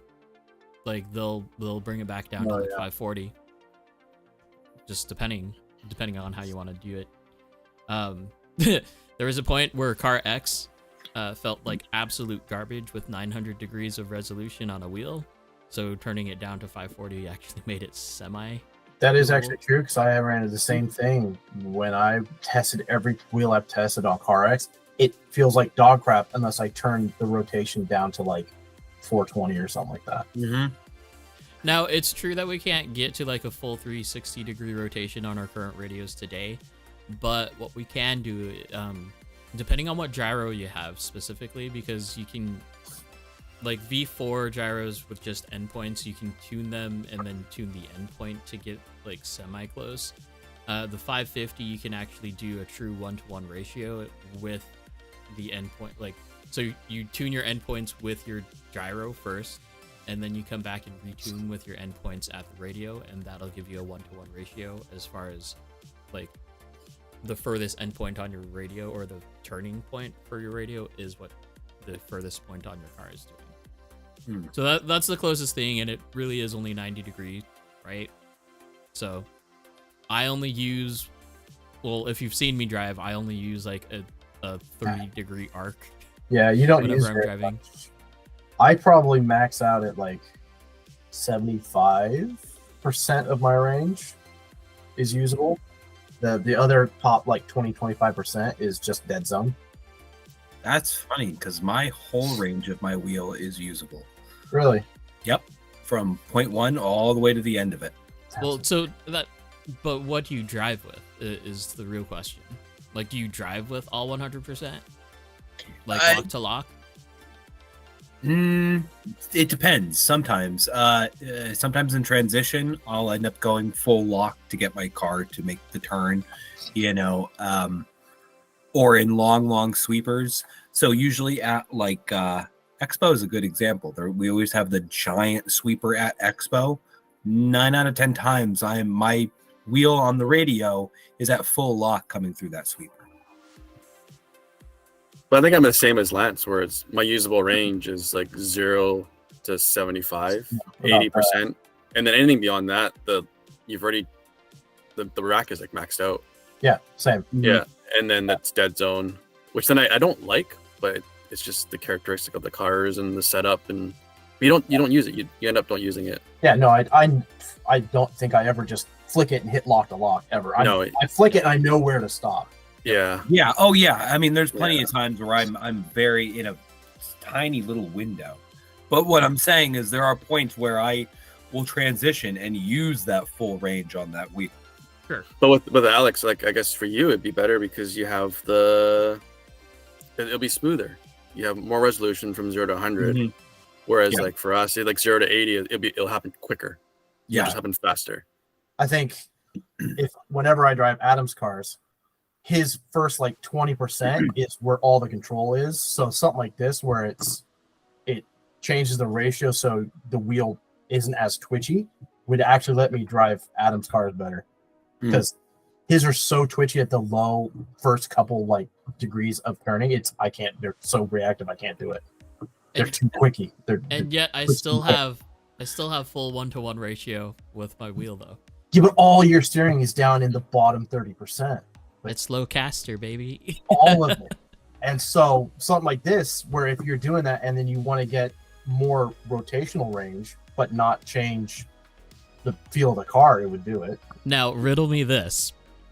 If we could somehow incorporate force feedback, not just a rumble, but like actual real force feedback, and that would be golden. Mm-hmm. I would do that all day long. So the car, man, how would you do? I don't know how.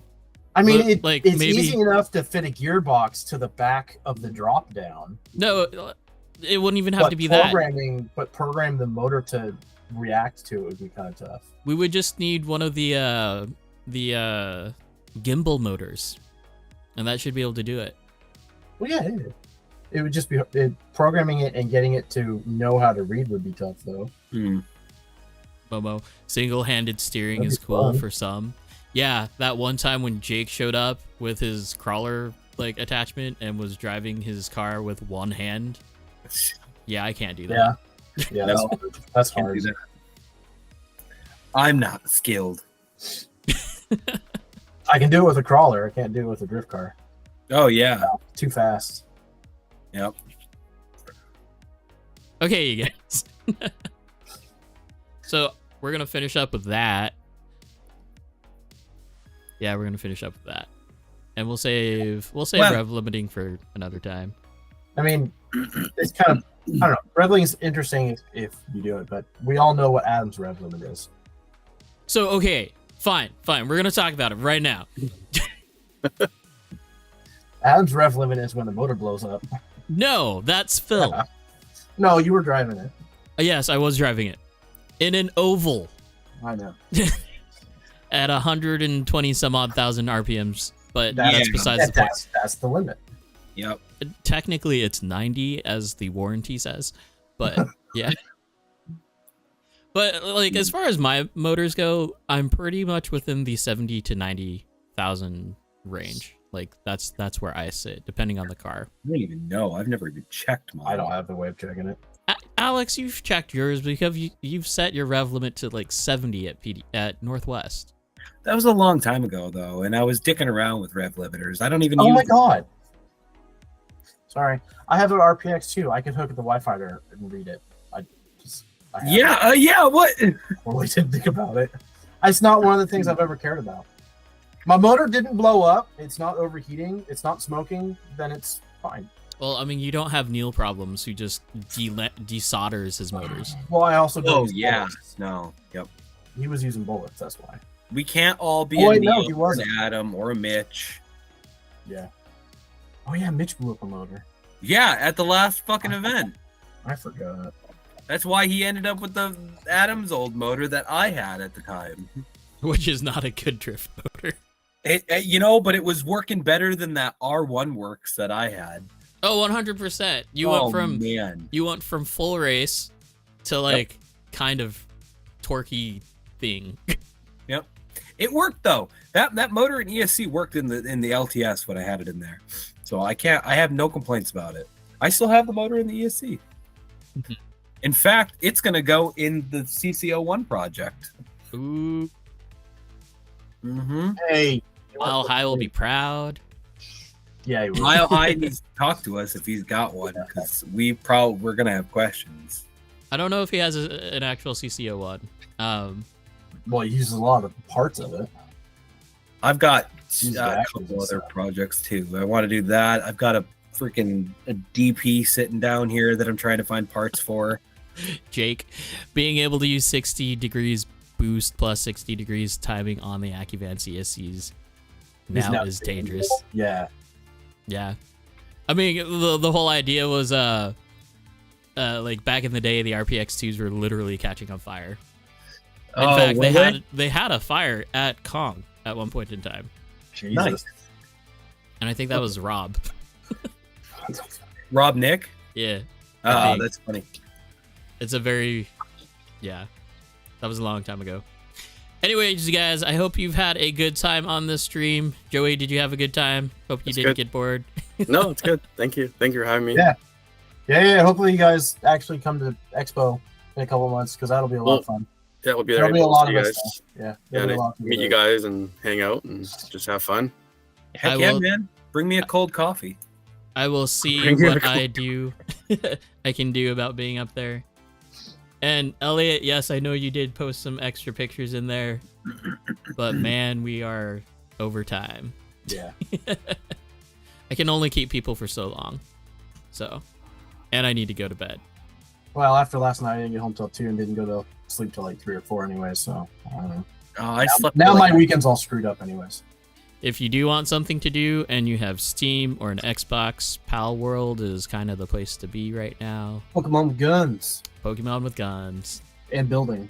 And did you know that you can actually capture the random little NPCs. guys? Yes. Yeah, the NPCs. Oh, I thought you were going to tell me you could capture the guns. I was like, that's cool. And you can Go butcher eat me. the things that you capture, including those guys. Yeah. Anyways, okay, it's been fun. Yep. You guys stay safe. Until next time. Next week will actually be Vittorio. Nice. Victoria and who else? I don't know who else. Normal people. Logan Normal and people, maybe. I don't know. Jay. Cool. We'll find out. Okay. Have a good evening. Keep it real. Later.